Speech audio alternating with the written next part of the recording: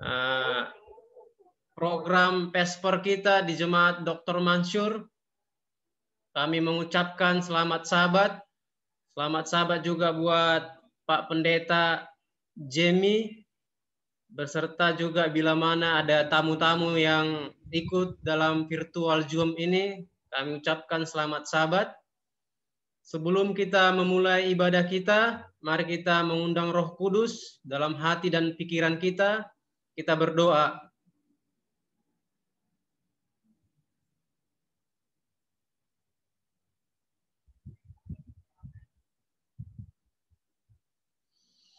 Baik, kita akan memuji Tuhan dari lagu Sion edisi lengkap nomor 435, Jalan serta Yesus selalu sejahtera.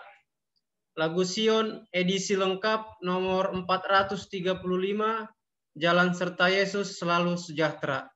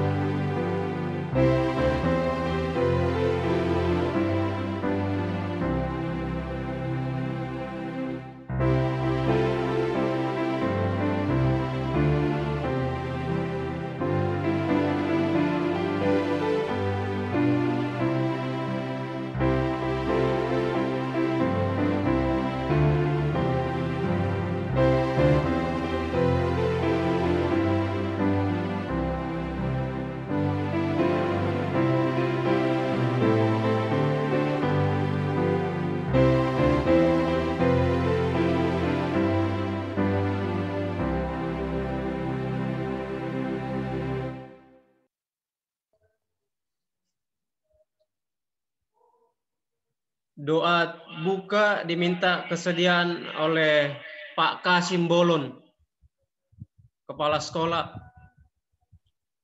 Mari kita berdoa. Oh Bapa kami yang bertahta di dalam kerajaan surga. Pada malam Pesper ini Tuhan, kami datang ke hadapan Tuhan, mengucapkan syukur dan terima kasih kami atas berkat dan kasih Tuhan yang menyertai kami sepanjang hari-hari kerja kami, sehingga pada hari Sabat-Mu yang kudus ini, kami umat-umat-Mu telah siap untuk memuji dan meninggikan nama Tuhan melalui ibadah pada malam ini. Biarlah masing-masing kami Tuhan Engkau bukakan hati dan pikiran kami, sehingga dengan demikian firman yang akan disampaikan hamba Tuhan nantinya akan boleh berkenan menumbuhkan iman kami, agar kami Tuhan boleh semakin dekat di hadapan Tuhan.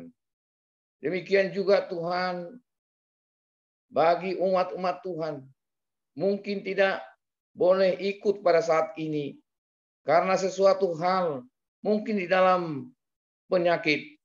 Biarlah Engkau Tuhan menumpangkan tangan-Mu yang kudus itu, agar penyakit yang dialami saudara-saudara kami boleh Engkau sembuhkan, sehingga di hari yang akan datang boleh kami bersama-sama untuk menguduskan dan memuliakan nama Tuhan melalui kehidupan kami, khususnya melalui ibadah kami. Biarlah masing-masing kami Tuhan pergunakan waktu ini bagi kami, sehingga kami Tuhan, hidup kami lebih dekat kepada Tuhan. Segala dosa dan pelanggaran kami yang kami perbuat sepanjang hari-hari kerja kami, biarlah Engkau Tuhan mengampuni agar berkat-berkat Tuhan tidak terhalang bagi kami. Sebentar lagi Tuhan, kami akan mendengarkan sabda Tuhan. Biarlah hati dan pikiran kami boleh terfokus untuk mendengarkan firman Tuhan, sehingga kami Tuhan layak di hadapan Tuhan.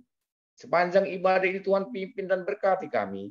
Inilah doa dan permohonan kami melalui anak-Mu Yesus Juru Tebus kami. Amin.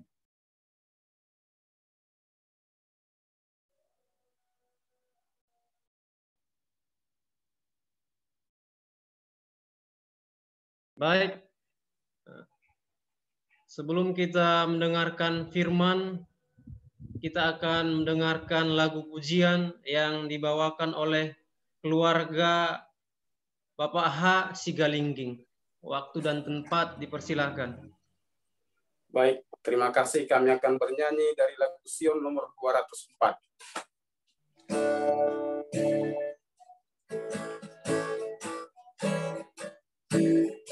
Berikanlah ya Tuhan roti hidup kepadaku sekarang dengan cukup. Jiwaku yang lapar, kenyangkanlah, segarkanlah aku ya Roh. Sabda yang ku terima sekarang Tuhan, ku yakin memberi keselamatan,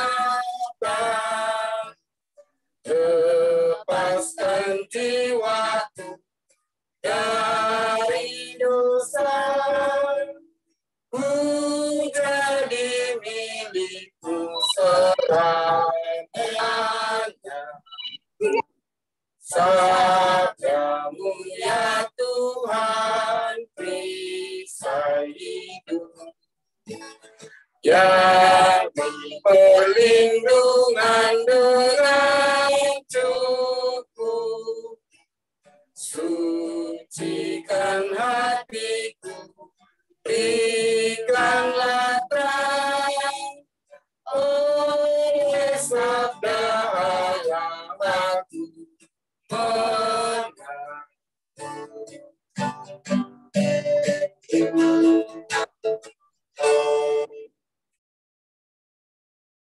Amin. Amin. Amin. Terpujilah nama Tuhan. Terima kasih atas lagu pujiannya yang dipersembahkan oleh keluarga Pak H. Sigalingging. Biarlah itu menambah iman kita untuk menunggu kedatangan Yesus Kristus yang tidak lama lagi. Baik, malam ini kita akan mendengarkan firman Tuhan yang disampaikan oleh Pak Pendeta Jemi. Namun sebelum ke Pak Pendeta, waktu ini saya serahkan kepada Pak Pendeta Robert Turangan. Waktu dan tempat saya persilakan. Baik, selamat malam, selamat Sabat kepada kita semua. Koreksi sedikit, saya bukan pendeta, saya orang biasa. Oh iya, baik. Maaf. Nggak apa-apa. Malam hari ini saya sengaja mengundang sahabat saya pada waktu saya sekolah dulu. Sahabat ya dekat banget, karena kita sama-sama satu gereja dulu. Dan dia ya orangnya low profile dan sangat banyak cepat mendapatkan sahabat, cepat mendapatkan teman, cukup smart dan dia sekarang melayani sebagai dosen di Universitas Advent Bandung. Jadi Fakultas Filsafat, karena dia jurusan kependetaan yang diambil, dia juga sudah menamatkan dari IAS, pasca sarjananya dari IAS. Baik, saya tidak akan lama-lama, saya akan serahkan langsung kepada sahabat saya, Pendeta Jimmy Nayuan, untuk membawakan firman Tuhan. Selamat sahabat semua. Selamat sahabat. Saudara, sebenarnya Bapak Robert Turangan ini lebih tepatnya adalah saya punya senior di waktu kami di Sario. Jadi saya waktu itu remaja dan beliau kalau tidak salah sempat jadi guru remaja kami ya, atau enggak ya? Saya lupa. Tapi artinya saya kenal dekat dengan Bapak Robert Turangan ini karena kami sama-sama, saya waktu itu masih SMA mungkin ya, dan Pak Robert ini sudah kuliah. Jadi kami ini istilahnya remaja, orang muda yang SMA, beliau sudah kuliah, PA senior dan PA junior, mungkin seperti itu. Ya, PA senior dan PA junior. Oke. Tapi jujur saya kaget ketika tahu Pak Robert ini sudah ada saya panggil Bapak ya karena memang sudah berkeluarga ini. Saya lihat ada Fembriani Turangan, mungkin itu istri? Oke. Kaget waktu dengar bahwa beliau sudah ada di Medan. Apalah yang membawa sampai ke sana saya nggak tahu, tapi itulah hidup ya, kita nggak ngerti rencana Tuhan. Saya juga nggak pernah tahu bahwa saya akan ada di Bandung sini. Oke.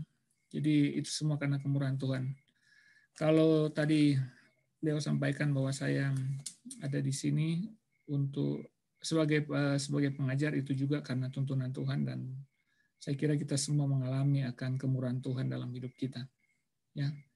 Malam hari ini kita akan belajar Alkitab, kita akan belajar firman Tuhan, dan juga dari buku Roh Nubuat yang diambil dari buku Kisah Pengharapan, pelajaran yang ke-6 ya. Pelajaran yang ke-6. Saya membaca akan buku ini. Oh, nggak kelihatan ya. Mungkin karena saya punya latar belakang hijau, jadi nggak kelihatan. Oke. Nah, anyway, saudara pasti sudah punya buku ini, sebabnya kita akan belajar. Mungkin juga kita boleh diskusi kalau memang saudara mau untuk berdiskusi, tapi mari kita belajar sama-sama. Sebelumnya, mari kita sekali lagi saya undang untuk berdoa. Bapa kami di sorga, terima kasih pada malam hari ini. Kami bersyukur karena Engkau berikan kami kesempatan untuk duduk di kaki-Mu dan boleh mendengarkan firman-Mu. Kami mohon kiranya Engkau mau tolong kami supaya kami boleh mengerti apa yang kami pelajari. Tuhan, benar yang kami akan pelajari hari ini adalah merupakan pengulangan, adalah hal-hal yang akan direfresh kembali dalam pikiran kami. Dan kami mohon Tuhan tolong bantu supaya kami boleh mengerti dan kami boleh praktekkan dalam kehidupan kami. Kami boleh menjalani akan kehidupan yang baik dan yang benar di hadapan Tuhan. Dan hidup kami akan semakin diubahkan sesuai dengan karakter-Mu. Terima kasih Tuhan, di dalam nama Yesus kami berdoa. Amin. Saya akan coba share screen.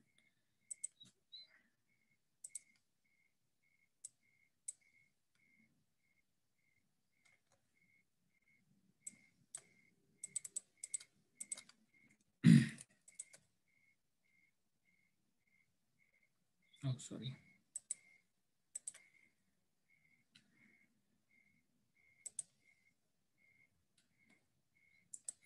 Kemarin saya kirimkan sebuah judul, arti hukum dalam sebuah hubungan. Materi kita pada malam hari ini adalah mengenai hukum. Dan pada waktu saya membacakan materi ini, maka saya berpikir bahwa mungkin ini adalah judul yang pas atau untuk materi kita pada malam hari ini. Memang saya lihat bahwa dalam buku ini ada mengaitkan tentang bait suci, tapi kita akan singgung dua-duanya pada malam hari ini ya. Mari kita mulai.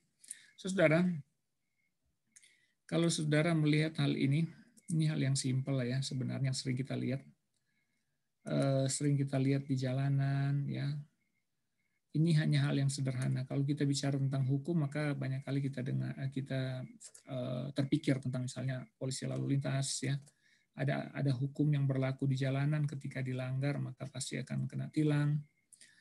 Kemarin dulu kalau tidak salah, hari Rabu, kemarin dulu Rabu, saya pergi menjemput mungkin saudara pernah dengar yang namanya Arli Sianturi, yang kemarin dia masuk rumah sakit oleh karena dioperasi dia punya tulang belakang.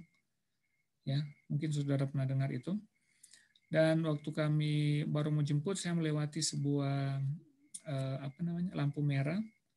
Pas dia sudah hijau, semuanya udah mulai jalan. Dan saya tahu saya melewati saya mulai jalan itu, lampunya masih hijau, tapi pas di tengah langsung kuning dan sudah di ujung langsung merah. Tahu-tahu di belakang saya yang udah merah maju juga. Tahu-tahu ada polisi datang dan kemudian langsung diberhentikan. Dan saya kira ini pemandangan yang sering muncul di dalam yang kita lihat sering dalam kehidupan kita. Nah, saudara, kita lihat di sini ada hal yang aneh. Hal yang aneh adalah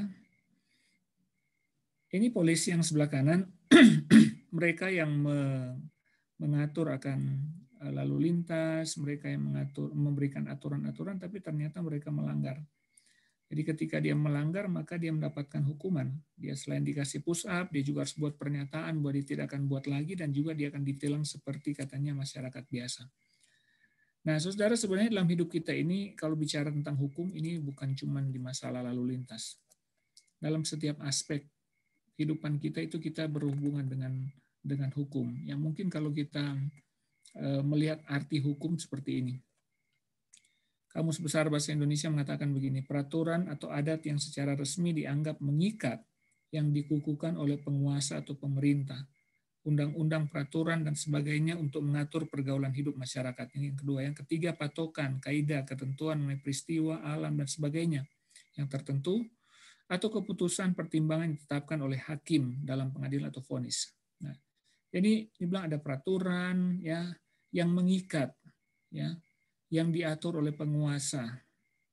Dan seorang mengatakan begini, hukum adalah peraturan berupa norma dan sanksi yang dibuat dengan tujuan mengatur tingkah laku manusia untuk menjaga ketertiban, keadilan, dan mencegah terjadinya kekacauan. Setiap negara mempunyai aturan hukum yang tersendiri yang berbeda dengan negara lain termasuk Indonesia. Nah, saudara, dalam definisi secara general, sebenarnya kalau kita lihat hal ini, maka hukum itu baik. Tidak ada hukum yang di sini yang tidak baik. Ya. Tidak ada hukum yang tidak baik. Ya. Secara general, tapi secara khusus mungkin saja ada kondisi-kondisi tertentu di mana hukum itu dibuat sedemikian rupa untuk berpihak kepada penguasa, atau hukum dibuat sedemikian rupa hanya untuk melegalkan sesuatu yang tidak baik, misalnya seperti itu ya. Tapi kita tidak akan bahas hal tersebut. Yang kita mengerti ini adalah hukum secara general, bahwa itu adalah peraturan yang berguna untuk mengatur tingkah laku. Tapi itu juga adalah peraturan yang mengikat, ya, peraturan yang mengikat. Nah, mari kita lihat. Pada waktu bangsa Israel keluar dari Mesir, maka Tuhan memberikan hukum ini. Coba saudara perhatikan bahwa Tuhan dibilang memberikan hukum. Dan hukum itu dimulai dari satu hubungan kasih karunia. Saudara, Tuhan pernah bilang sama bangsa Israel bahwa ketika dia panggil mereka, bukan karena mereka banyak, bukan mereka karena gagah Tuhan terpikat, tapi karena Tuhan mengasihi mereka dan karena Tuhan mau menggenapi janji yang disampaikan kepada Abraham, nenek moyang mereka. Nah, Hosea pasal 11 ayat 1 dia bilang, ketika Israel masih muda, kukasihi dia, dan dari Mesir kupanggil anakku itu. Oke. Nah, kemudian saudara, kalau kita membaca di dalam Keluaran pasal 20 ayat 1 dan 2, dia bilang, lalu Allah mengucapkan segala firman ini, akulah Tuhan Allahmu yang membawa engkau keluar dari tanah Mesir, dari tempat perbudakan. Saudara, kalau saudara membaca akan kitab para nabi termasuk Hosea dan lain-lain, maka sebenarnya pekabaran mereka itu selalu merujuk kepada peristiwa bangsa Israel, perjanjian antara Allah dan Israel. Nah, perhatikan di sini bahwa pada waktu sebelum Tuhan dia mengucapkan akan perintah, akan 10 perintah Allah, maka yang dia sampaikan dulu adalah perbuatan kasih karunia. Dia bilang, akulah Tuhan Allahmu yang membawa engkau keluar dari tanah Mesir, dari tempat perbudakan. Sederhana sekali ya, bahwa Tuhan membawa keluar mereka dari tanah Mesir. Itu adalah satu tindakan kasih karunia di mana Tuhan membebaskan mereka. Dan setelah Tuhan membebaskan mereka, maka Tuhan mengatakan akan firman, ya, 10 perintah Allah. Nah, sebelum kita melihat detail dari 10 perintah Allah yang ada dalam buku Keluaran pasal 20 ayat 1 sampai 17, Mrs. White dia mencatat bahwa 10 perintah Allah itu sangat penting. Dia bilang, begitu dahsyat dan penuh kemuliaan dia menyampaikan kepada mereka hukumnya, yaitu 10 hukum. Dia tidak mempercayakan orang lain untuk mengajar mereka, bahkan kepada para malaikatnya, tetapi dengan suaranya sendiri dia mengarahkan sehingga didengar oleh bangsa itu. Mengatakannya, bahkan dia tidak mempercayakan kepada mereka yang memiliki ingatan pendek yang cenderung lupa, tetapi dia menuliskannya dengan jarinya sendiri yang suci pada loh batu. Dan dia ingin mencegah segala kemungkinan bahwa mereka akan mencampur aduk tradisi dengan hukumnya yang suci atau salah tafsir dengan hukumnya dengan praktek-praktek hidup manusia. Jadi maksudnya begini, Mrs. White mengatakan bahwa hukum itu sangat penting, 10 perintah itu sangat penting, ya. Jadi kalau saudara pernah mungkin dalam kehidupan sehari-hari, kalau saudara pernah alami ya, misalnya ada satu tugas pekerjaan yang harus dibuat oleh seorang pegawai atau oleh seorang kurir atau oleh seorang petugas misalnya. Tetapi kadang-kadang ada satu tugas yang sangat urgent, sangat penting yang tidak bisa dipercayakan kepada orang lain dan harus dilakukan oleh pemimpin dari satu mungkin perusahaan atau mungkin gereja, misalnya tadi ada pendeta di sini. Misalnya mau melakukan sesuatu itu nggak boleh, tidak harus pemimpinnya sendiri. Nah, saya perhatikan dan juga memang Mrs. White sampaikan bahwa memang 10 perintah Allah itu sangat penting sehingga Tuhan sendiri yang turun tangan. Ya, Tuhan sendiri yang turun tangan, dia tulis itu dengan jarinya sendiri. Itu berarti memang sesuatu yang sangat penting. Ya. Nah, saudara, kenapa sih harus ada hukum, harus ada 10 hukum ini? Saya lagi bicara dalam konteks 10 hukum ya. Saudara, 10 hukum itu sebenarnya memperkenalkan aturan yang baik dan benar daripada Tuhan. Kemudian 10 hukum ini juga menjaga bangsa Israel dari praktek-praktek penyembahan Allah-Allah lain beserta segala ajarannya dalam peradaban pada waktu itu. Kalau kita membaca di dalam Ulangan pasal 18, saudara akan melihat di sana, di buku Ulangan, saudara kalau boleh membaca buku Ulangan, maka di sana, maksud saya di buku Imamat ya, sorry. Di buku Imamat itu Tuhan bicara tentang cara-cara hidup yang tidak boleh dilakukan oleh bangsa Israel. Saya kasih contoh, Imamat pasal 18 ayat 1. Tuhan berfirman kepada Musa, saya baca selanjutnya, berbicaralah kepada orang Israel dan katakan kepada mereka, akulah Tuhan Allahmu. Oke, perhatikan bahwa dia memperkenalkan diri, akulah Tuhan Allahmu. Ya, kamu tidak punya Allah lain, kamu hanya punya aku, katanya. Jangan kamu berbuat seperti yang diperbuat orang di tanah Mesir, di mana kamu diam. Dahulu juga jangan kamu berbuat seperti yang diperbuat oleh orang di tanah Kanaan. Jadi perhatikan bahwa Tuhan dia menyerahkan atau menyatakan hukumnya kepada bangsa Israel ini tujuannya adalah supaya mereka tidak terbabit atau tidak melakukan hal-hal yang sesuai dengan yang dilakukan oleh orang-orang di Mesir dan juga oleh orang-orang yang di tanah Kanaan. Ya. Nah, sebaliknya Tuhan bilang kamu harus lakukan peraturanku dan harus berpegang pada ketetapanku dengan hidup menurut semuanya itu. Saudara, kalau kita memperhatikan akan ayat yang ke-6 sampai dan seterusnya dia bilang begini, siapapun di antara kamu jangan menghampiri seorang kerabatnya yang terdekat untuk menyingkapkan auratnya, akulah Tuhan. Jangan kau singkapkan aurat istri ayahmu karena itu hak ayahmu. Dan seterusnya ya. Kemudian sampai di situ dia kasih tahu tentang masalah-masalah ini, saudara. sehubungan dengan masalah ini lebih khusus dalam Levitikus, dalam Imamat 18 ini bicara tentang masalah hubungan seks yang terlarang. Nah, ketika Tuhan selesai menyampaikan hal tersebut, dia bilang begini, ayat 24. Janganlah kamu menajiskan dirimu dengan semuanya itu, sebab dengan semuanya itu bangsa-bangsa yang akan kuhalaukan dari depanmu telah menjadi najis. Negeri itu telah menjadi najis dan aku telah membalaskan kesalahannya kepadanya sehingga negeri itu memuntahkan penduduknya. Ya, jadi artinya bahwa, saudara, kenapa bangsa Kanaan itu harus dihukum? Oleh karena kenajisan yang mereka perbuat. Oleh karena tindakan-tindakan yang mereka perbuat. Mungkin gambaran yang sederhana seperti ini. Allah dari Kanaan, ya, yang disembah oleh orang-orang Kanaan ini, sebenarnya Allah itu tidak bisa bikin apa-apa. Yang membuat aturan terhadap penyembahan kepada Allah adalah orang-orang itu sendiri, ya, orang-orang Kanaan itu sendiri. Mereka membuat aturan, tapi seakan-akan aturan itu dari Allah mereka, tapi sebenarnya tidak seperti itu. Dan oleh karena aturan itu hadir daripada cara hidup yang sudah rusak, maka itu sebabnya bangsa itu dibilang menjadi najis. Ya, cara hidup mereka sangat jelek.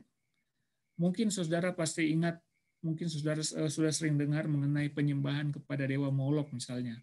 Mereka menaruh akan bayi di tangan dari dewa Molok, mempersembahkannya kepada dewa Molok, dan kemudian ada dibakar. Ya, kemudian peribadatan mereka itu juga dilakukan dalam peribadatan mereka juga disertai dengan hubungan-hubungan seks terlarang, ya.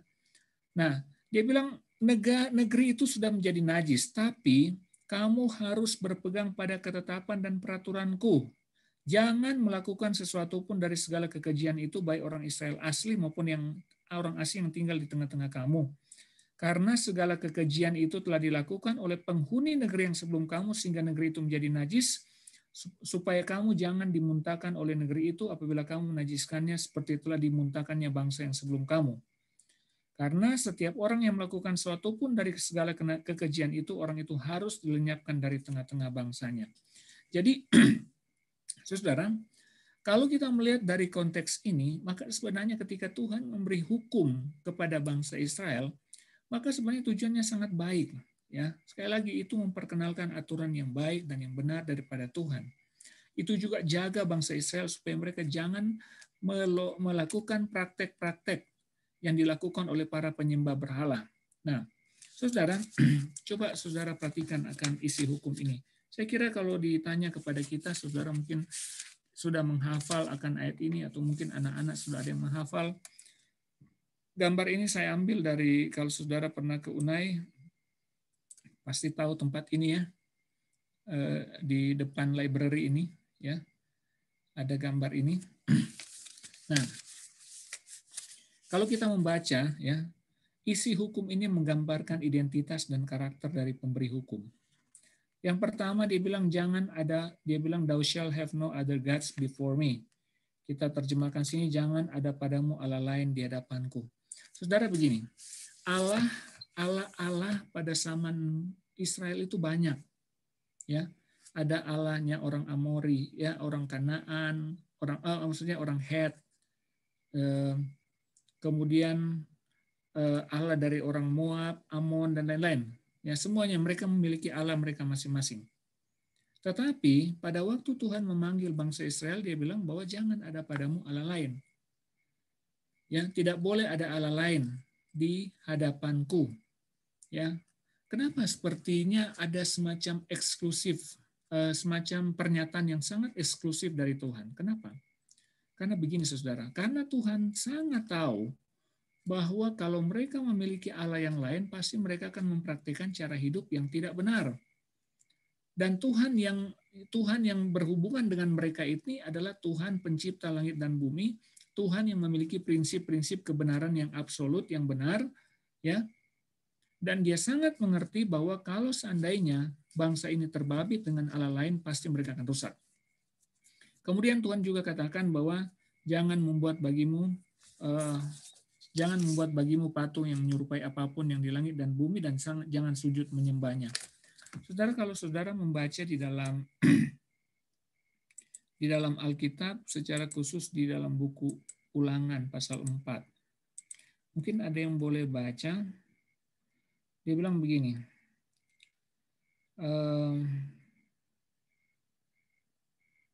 Tunggu sebentar saya baca ini.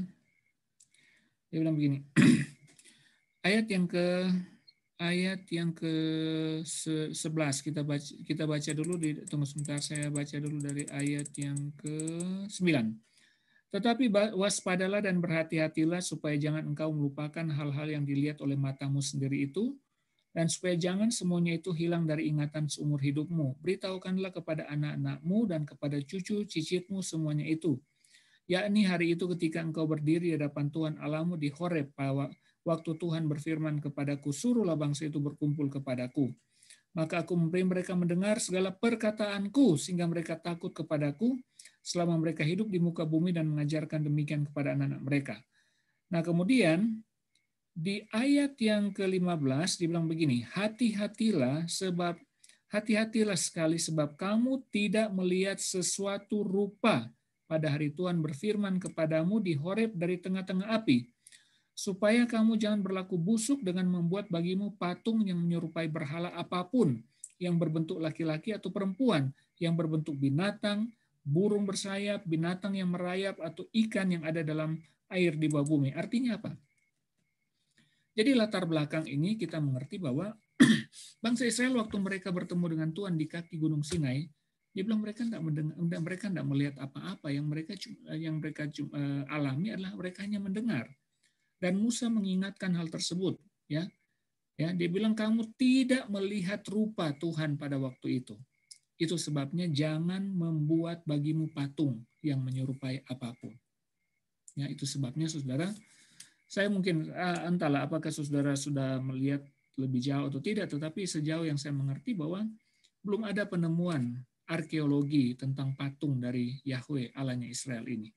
Ya. Nah, yang ada hanya Allah dari orang Kanaan ini. Kemudian hukum yang ketiga dibilang jangan menyebut nama Tuhan Allahmu dengan sembarangan. Ya, artinya bahwa nama Tuhan itu harus dihormati. Nama Tuhan itu nama yang benar. Dia itu saudara begini, mungkin ada permasalahan dalam kehidupan kekristenan saat ini. Sering orang mengatakan bahwa nama dari sebenarnya kata nama Tuhan, ya.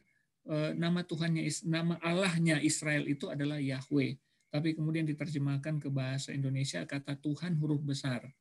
Nah, sebenarnya ungkapan itu merujuk kepada orang yang sangat dihormati dan sangat ditinggikan. Itu merujuk kepada yang menciptakan langit dan bumi.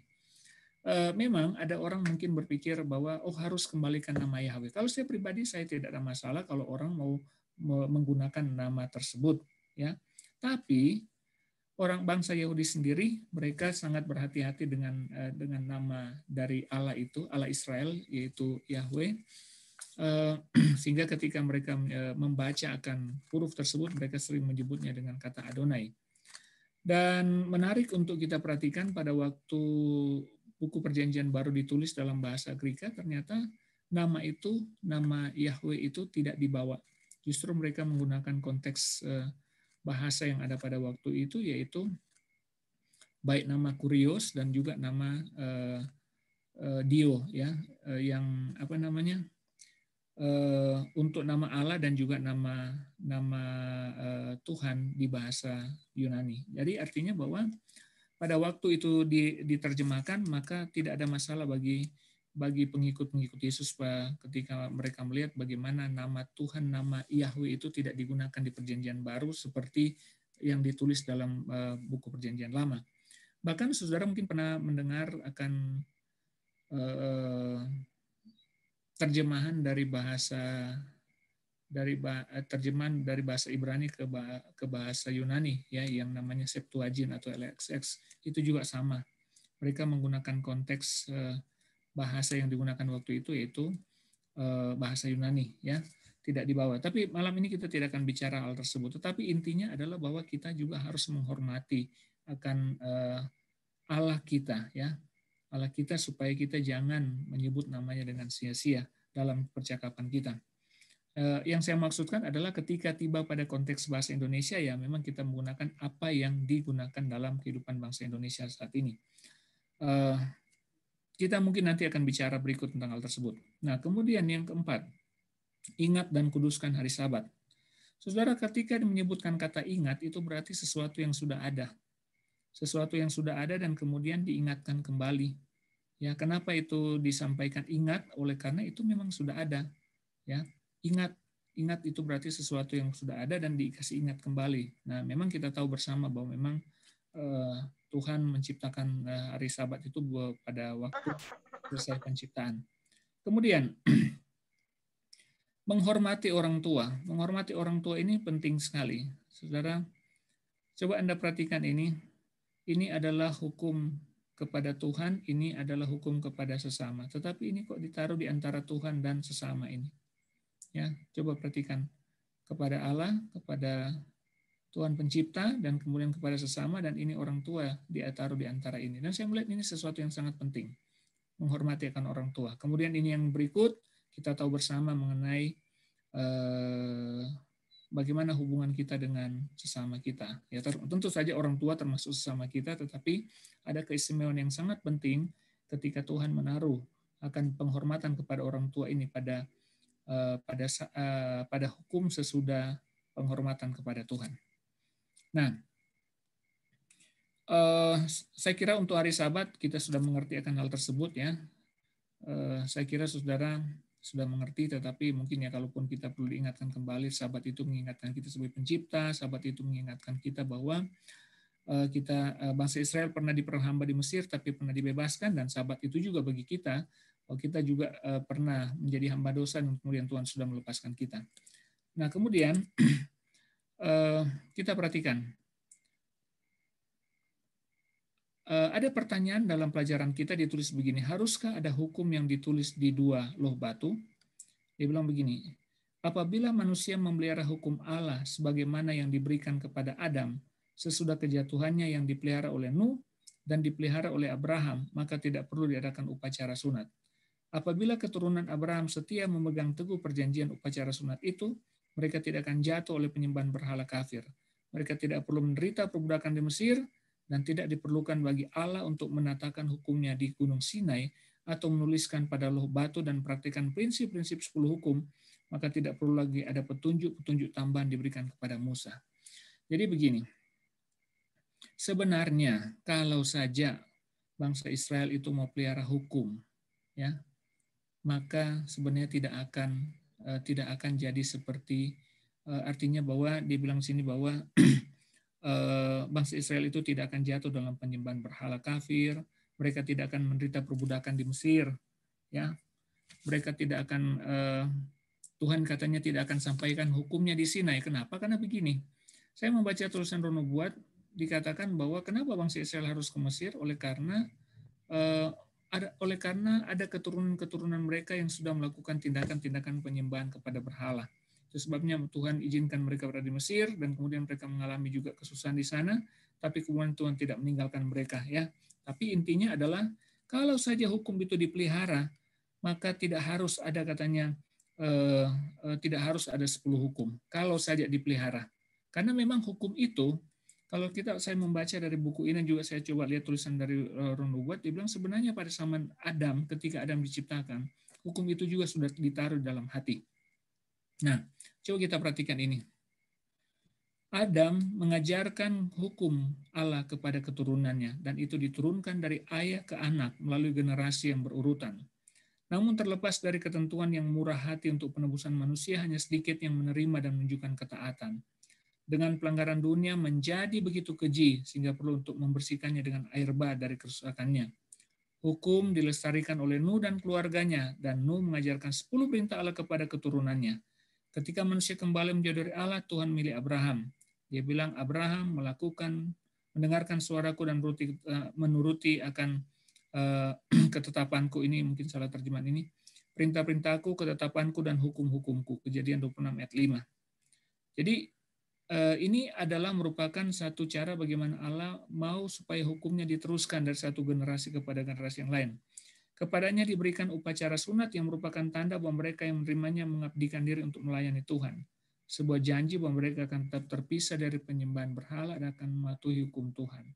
Tapi masalahnya adalah bangsa Israel ini mereka gagal untuk keturunan Abraham gagal untuk menepati janji ini. Dia bilang mereka membuat aliansi dengan orang kafir dan adopsi praktek-praktek mereka. Itu sebabnya ini Mrs. White katakan itu sebabnya mereka harus dibawa diperbudakan di Mesir. Tetapi dalam hubungan mereka dengan para penyembah berhala dan juga kerja paksa mereka kepada orang Mesir ini, aturan-aturan ini semakin dirusak dengan ajaran-ajaran kekafiran yang keji dan kejam. Jadi maksudnya bahwa inilah masalahnya. Jadi bangsa Israel itu kenapa mereka kehilangan akan identitas mereka sebagai bangsa yang sebenarnya dipilih oleh Tuhan, oleh karena mereka membiarkan diri mereka berasosiasi dengan cara-cara hidup yang tidak benar. Nah, saudara-saudara, setelah Tuhan dia memberikan akan 10 perintah Allah, kemudian Tuhan dia memberikan kepada Musa ketetapan dan peraturan-peraturan. Coba kita perhatikan di sini. Dia bilang bahwa Tuhan dia perintahkan kepada Musa, dia berikan kepada Musa kewajiban bangsa itu, ya. Jadi kewajiban ini, peraturan-peraturan ini yang saudara baca di buku Imamat, di buku Bilangan, di buku Ulangan, itu semua merupakan prinsip dari 10 perintah Allah, ya. Jadi itu disederhanakan, dijabarkan. Tolong ingat bahwa dasarnya itu adalah 10 perintah Allah. Di situ saudara melihat ada hukum sipilnya, ya, ada hukum kesehatannya di situ, ada hukum upacaranya di situ, ya. Semuanya itu sebenarnya dasarnya adalah 10 perintah Allah. Nah, kemudian kita baca di sini dia bilang Allah untuk pertama kali mengadakan sistem upacara korban dengan Adam sesudah kejatuhannya, dan Adam mengajarkannya kepada keturunannya. Tapi upacara itu sudah rusak sebelum air bah. Nah, ini ada masalah terjemahan di sini yang mungkin saudara sempat baca atau tidak, tapi coba perhatikan ini. Dia bilang upacara ini, maaf ini mungkin salah ketik ya. Upacara itu sudah rusak sebelum air bah, sebelum air bah, dan orang yang memisahkan diri dari pengikut Allah dan membangun menara Babel. Jadi seakan-akan bahwa upacara itu rusak sebelum air bah dan juga menara Babel sebelum air bah. Ini dia punya terjemahan yang di bahasa Inggrisnya. The system was corrupted before the flood by those who separated themselves from the faithful followers of God and engaged in the building of the Tower of Babel. Seakan-akan orang yang membangun Ka'bah Babel ini dibilang sebelum air bah, before the flood. Tapi sebenarnya di buku yang lain dia bilang begini. Ini kata ini bukan langsung seperti ini, tapi ada kata by those, and by those ini. Jadi kalau diterjemahkan sebenarnya dia bilang Allah pertama kali mengadakan atau menetapkan sistem dari persembahan korban ini dengan Adam sesudah kejatuhannya. Kemudian diajarkan kepada keturunan-keturunannya. Kemudian dia bilang di sistem ini was corrupted sebelum flood. Jadi sistem ini katanya rusak sebelum air bah, dan oleh mereka yang memisahkan diri mereka dari pengikut yang setia dari Allah dan yang terlibat dalam pembangunan menara Babel. Jadi ini makanya saya bilang bahwa ini ada terjemahan di sini yang muncul dalam perdebatan sehubungan dengan tulisan dari Roh Nubuat adalah oleh karena seakan-akan dari tulisan ini membangun menara Babel seakan-akan dilakukan sebelum air bah, tetapi sebenarnya karena ada masalah penyalinan saja. Nah, jadi saudara, Tuhan dia perintahkan kepada Tuhan kasih peraturan kepada Musa kan, dia kasih 10 perintah Allah, kemudian dia kasih ketetapan-ketetapan kepada Musa sehubungan dengan kehidupan daripada bangsa Israel. Nah, tolong ingat bahwa semua ketetapan-ketetapan ini dalam konteks hubungan perjanjian dengan Tuhan. Nah, salah satu bentuk ketetapan atau salah satu perintah dari Tuhan ya yang terdapat di dalam ketetapan-ketetapan yang dituliskan dalam buku Keluaran ya dan juga Imamat adalah membangun bait suci. Membangun bait suci atau membangun bait Allah adalah bagian daripada perintah Tuhan. Petunjuk terperinci diberikan sehubungan dengan rancangan, ukuran, bahan-bahan. Pekerjaan dilakukan oleh para ahli yang ditunjuk. Rancangan Tuhan juga bahwa bahan-bahan yang dibutuhkan untuk membangun bait suci itu datang daripada bangsa Israel. Jadi ini adalah part daripada ketetapan-ketetapan yang Tuhan berikan. Nah, kalau kita membaca di dalam Keluaran pasal 35 ayat 20 sampai 22 dia bilang Lalu pergilah segenap jemaat Israel dari depan Musa. Setelah itu datanglah setiap orang yang tergerak hatinya, setiap orang terdorong jiwanya, membawa persembahan khusus kepada Tuhan untuk pekerjaan melengkapi kemah pertemuan dan untuk segala ibadah di dalamnya dan untuk pakaian kudus itu. Maka datanglah mereka, baik laki-laki maupun perempuan, setiap orang yang terdorong hatinya dengan membawa anting-anting hidung, anting-anting telinga, cincin meterai, dan kerongsang, segala macam barang emas. Demikian juga setiap orang yang mempersembahkan persembahan unjukan dari emas bagi Tuhan. Nah, jadi bagian daripada ketetapan Tuhan adalah membangun bait Allah. Dan bagaimana cara supaya bait Allah itu boleh dibangun? Itu ternyata bahwa bahan-bahannya itu harus berasal daripada persembahan bangsa Israel. Nah, saudara, mungkin saya belum lanjut ke yang slide tadi, tapi mungkin saya boleh jelaskan sedikit tentang masalah bait Allah ini. Jadi bait Allah ini, saudara, adalah merupakan satu rancangan, satu bentuk ibadah, rancangan ibadah dibawa seperjanjian lama, ya. Jadi pada waktu perjanjian antara bangsa Israel dengan Tuhan, maka Tuhan merancangkan sistem ibadahnya seperti ini. Itu sebabnya, saudara boleh perhatikan di sini. Kalau pada zaman dulu, zaman perjanjian lama, maka di situ ada bentuk ibadahnya melalui bait suci yang didirikan oleh manusia, ya. Tetapi ketika ada perjanjian baru, maka di situ ada juga bentuk ibadahnya. Mungkin kalau saudara boleh baca di buku Ibrani, mungkin saya baca ya. Tapi sekarang ia telah mendapat satu pelayanan yang jauh lebih agung, karena dia menjadi pengantara dari perjanjian yang lebih mulia yang didasarkan atas janji yang lebih tinggi. Kemudian memang perjanjian yang pertama juga mempunyai peraturan-peraturan untuk ibadah dan untuk tempat kudus buatan tangan manusia. Ya, jadi perjanjian yang pertama Allah dengan Israel ini ada tempat ibadahnya, ada bentuk ada peraturan untuk ibadah dan tempat kudus. Kemudian Ibrani 9:11. Tapi Kristus telah datang sebagai imam besar untuk hal yang baik yang akan datang. Dia telah melintasi kemah yang lebih besar dan yang lebih sempurna yang bukan dibuat oleh tangan manusia. Artinya yang tidak termasuk ciptaan ini. Jadi begini. Pada waktu pada zaman perjanjian lama, ya, pada zaman Tuhan mengikat hubungan antara Tuhan dan Israel, maka di sana ada bentuk ibadah, ya.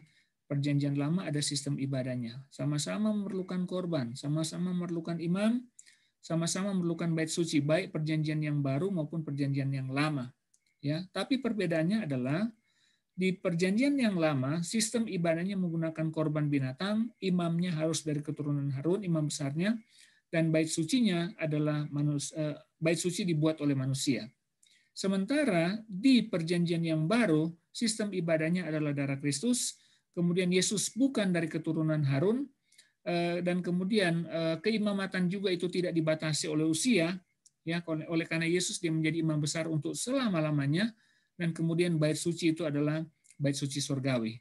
Nah, selain daripada persamaan, kita lihat persamaan ini dan kemudian kita lihat perbedaan, dalam kedua sistem ini, dalam kedua perjanjian ini, tetap sama, yaitu 10 perintah Allah tidak berubah. Dan tetap sama juga kesetiaan tetap dituntut. Ya, tetap sama. 10 perintah Allah tidak berubah dan kesetiaan tetap dituntut. Nah, saudara, kalau kita melihat akan apa yang baru kita bahas tadi, maka ada beberapa pelajaran yang kita boleh dapatkan dari apa yang kita dapatkan, dari apa yang kita baru pelajari. Yang pertama adalah, saudara, bahaya sekali akan pelanggaran kepada hukum Allah. Kalau kita membaca sejarah dari bangsa Israel, saya kebetulan saat ini lagi membaca akan buku Hakim-Hakim. Dan siklus daripada kehidupan bangsa Israel itu adalah mereka setia, mereka tinggalkan Tuhan. Ketika Tuhan kirimkan yang menghukum mereka, mereka berteriak kepada Tuhan, datanglah hakim, hakim memerintah mereka, dan kemudian setelah hakim itu mati, mereka kembali tidak setia. Jadi siklus itu terjadi terus, ya. Kemudian bukan cuma itu, pada waktu mereka berada di padang belantara, ya, bangsa Israel, mereka sering bersungut-sungut, ya. Pada waktu saya membaca cerita tentang persungutan bangsa Israel, apalagi ketika mereka berada di Kades, ketika Tuhan menyuruh Musa untuk mengirimkan mata-mata untuk pergi ke Kanaan. Dan waktu mereka pulang dan kemudian Tuhan katakan bahwa, dan 10 dari mata-mata itu mengatakan bahwa mereka tidak bisa menyerang karena orang-orang di sana itu sangat tinggi, besar, dan menakutkan. Dan kemudian bangsa Israel itu mereka memberontak terhadap Tuhan, bersungut kepada Tuhan. Walaupun Yosua dan Kaleb mau mengatakan hal yang baik dan benar, tetap mereka tidak mau untuk menuruti perintah Tuhan. Akibatnya adalah mereka menanggung murka Tuhan. Ya, semua angkatan, ya, angkatan yang di atas 20 tahun itu akan habis kecuali Kaleb dan Yosua. Itu sebabnya dibilang persungutan bangsa Israel yang berulang-ulang dan diturunkannya hukuman murka Allah karena pelanggaran mereka dicatat dalam sejarah suci sebagai amaran bagi umat Tuhan generasi berikutnya. Hal ini untuk mempersiapkan bagi mereka yang hidup mendekat zaman akhir. Jadi pelajaran yang didapatkan dari sejarah bangsa Israel ini sehubungan dengan hukum dan bagaimana mereka bersikap terhadap hukum itu adalah saudara dan saya itu harus berhati-hati jangan sampai melanggar akan perintah-perintah Allah dan jangan sampai bersungut, jangan sampai berontak kepada Tuhan. Kemudian di sini juga kita dapati bahwa kalau kita taat, ya, bangsa Israel ketika mereka taat itu membawa kebahagiaan. Pemazmur mengatakan dalam Mazmur 19 ayat 1-3 dia bilang, berbahagialah orang yang hidupnya tidak bercela, yang hidup menurut Taurat Tuhan. Berbahagialah orang-orang yang memegang peringatan-peringatannya, yang mencari Dia dengan segenap hati, yang juga tidak melakukan kejahatan, tapi yang hidup menurut jalan-jalan yang ditunjukkannya. Saudara, sebenarnya begini, kadang-kadang ketika kita bicara tentang hukum, kita berpikir bahwa hukum itu membebankan. Tetapi coba kita kembali kepada keluarga kita masing-masing. Saya pernah menjadi seorang anak, dan saat ini saya memiliki 2 orang anak. Kalau saudara memiliki juga anak di rumah, senang nggak kalau kita melihat anak kita itu menurut perintah kita? Dan kita juga pasti senang melihat ketika mereka menurut, mereka juga diberkati, mereka juga akan merasa berbahagia. Dan tentu sebagai orang tua tidak mungkin kita memerintahkan mereka untuk melakukan hal-hal yang tidak berkenan kepada Tuhan, kecuali kalau ada orang-orang tua yang mungkin sudah tidak dikuasai oleh Roh Kudus, mereka mungkin meminta anak mereka melakukan tindakan yang tidak benar. Tetapi sebagai orang tua kita sangat senang melihat anak kita menurut. Dan akibat dari penurutan itu adalah kebahagiaan. Dan sebenarnya tidak ada yang salah dalam hal penurutan, hanya saja ketika bangsa Yahudi mereka salah di dalam bersikap terhadap hukum, itulah sebabnya muncullah istilah yang disebut dengan legalisme. Artinya bahwa orang-orang menggunakan hukum sebagai alat keselamatan. Padahal sebenarnya hukum itu adalah merupakan satu bentuk kesetiaan kita kepada Tuhan yang sudah menyelamatkan kita. Nah, kemudian ada pelajaran penting juga yang didapatkan dalam kehidupan bangsa Israel ini adalah, dia bilang begini, sehubungan dengan ketetapan dari Tuhan untuk membangun bait suci, di mana mereka rela dalam membantu pembangunan bait suci. Dia bilang sukacita mereka mempersiapkan bahan-bahan untuk bait suci adalah salah satu contoh bagi mereka yang benar-benar beribadah kepada Allah. Ketika mempersiapkan satu bangunan bagi Dia untuk bertemu dengan mereka yang benar-benar menghargai berkat hadirat Allah yang suci akan memperlihatkan roh pengorbanan yang besar dan semangat dalam pekerjaan suci itu. Mereka menghargai berkat-berkat surgawi, mereka melebihi kesenangan duniawi yang mereka miliki. Mereka harus menyadari bahwa mereka sedang mempersiapkan satu rumah bagi Allah. Jadi di sini ada pelajaran penting. Tadi kita bahas tentang bagaimana Ka'bah atau bait suci di padang belantara dibangun. Bagaimana bangsa Israel itu mereka membawa dengan sukacita akan bahan-bahan untuk pembangunan bait suci ini. Nah, ini menjadi satu pelajaran penting, ya. Mrs. White katakan bahwa kalau katanya kita juga membangun rumah bagi Tuhan, maka kita juga harus belajar dari bangsa Israel ketika mereka benar-benar menunjukkan akan sukacita mereka dalam mempersiapkan bahan-bahan untuk bait suci itu, ya. Nah, kemudian hukum Allah yang abadi, saudara. Mari kita lihat ini. Kita baca kutipan dari Mrs. White ini. Dia bilang begini, Adam mengajarkan hukum Allah kepada keturunannya, dan itu diturunkan dari ayah ke anak melalui generasi yang berurutan. Namun terlepas dari ketentuan yang murah hati untuk penebusan manusia, hanya sedikit yang menerima dan menunjukkan ketaatan. Jadi Adam kasih tunjuk hukum, Adam terima dari Tuhan, kemudian dia kasih tahu kepada generasi berikutnya, angkatan yang berikutnya bangkit, mungkin juga melanjutkan, tapi ternyata ada banyak yang menolak. Itu sebabnya dia bilang hanya sedikit yang menerimanya dan menunjukkan ketaatan. Itulah sebabnya pada waktu sama Nuh, dia bilang pelanggaran dunia sudah sangat keji sehingga Tuhan membersihkannya dengan air bah oleh kerusakannya. Sangat jahat sekali dunia pada waktu itu. saudara, saya berpikir seperti ini.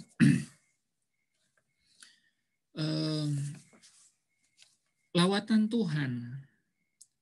Tuhan di dunia ini pada waktu Nuh, dibilang dunia dalam keadaan yang sangat keji, sehingga Tuhan bersihkan dengan air bah.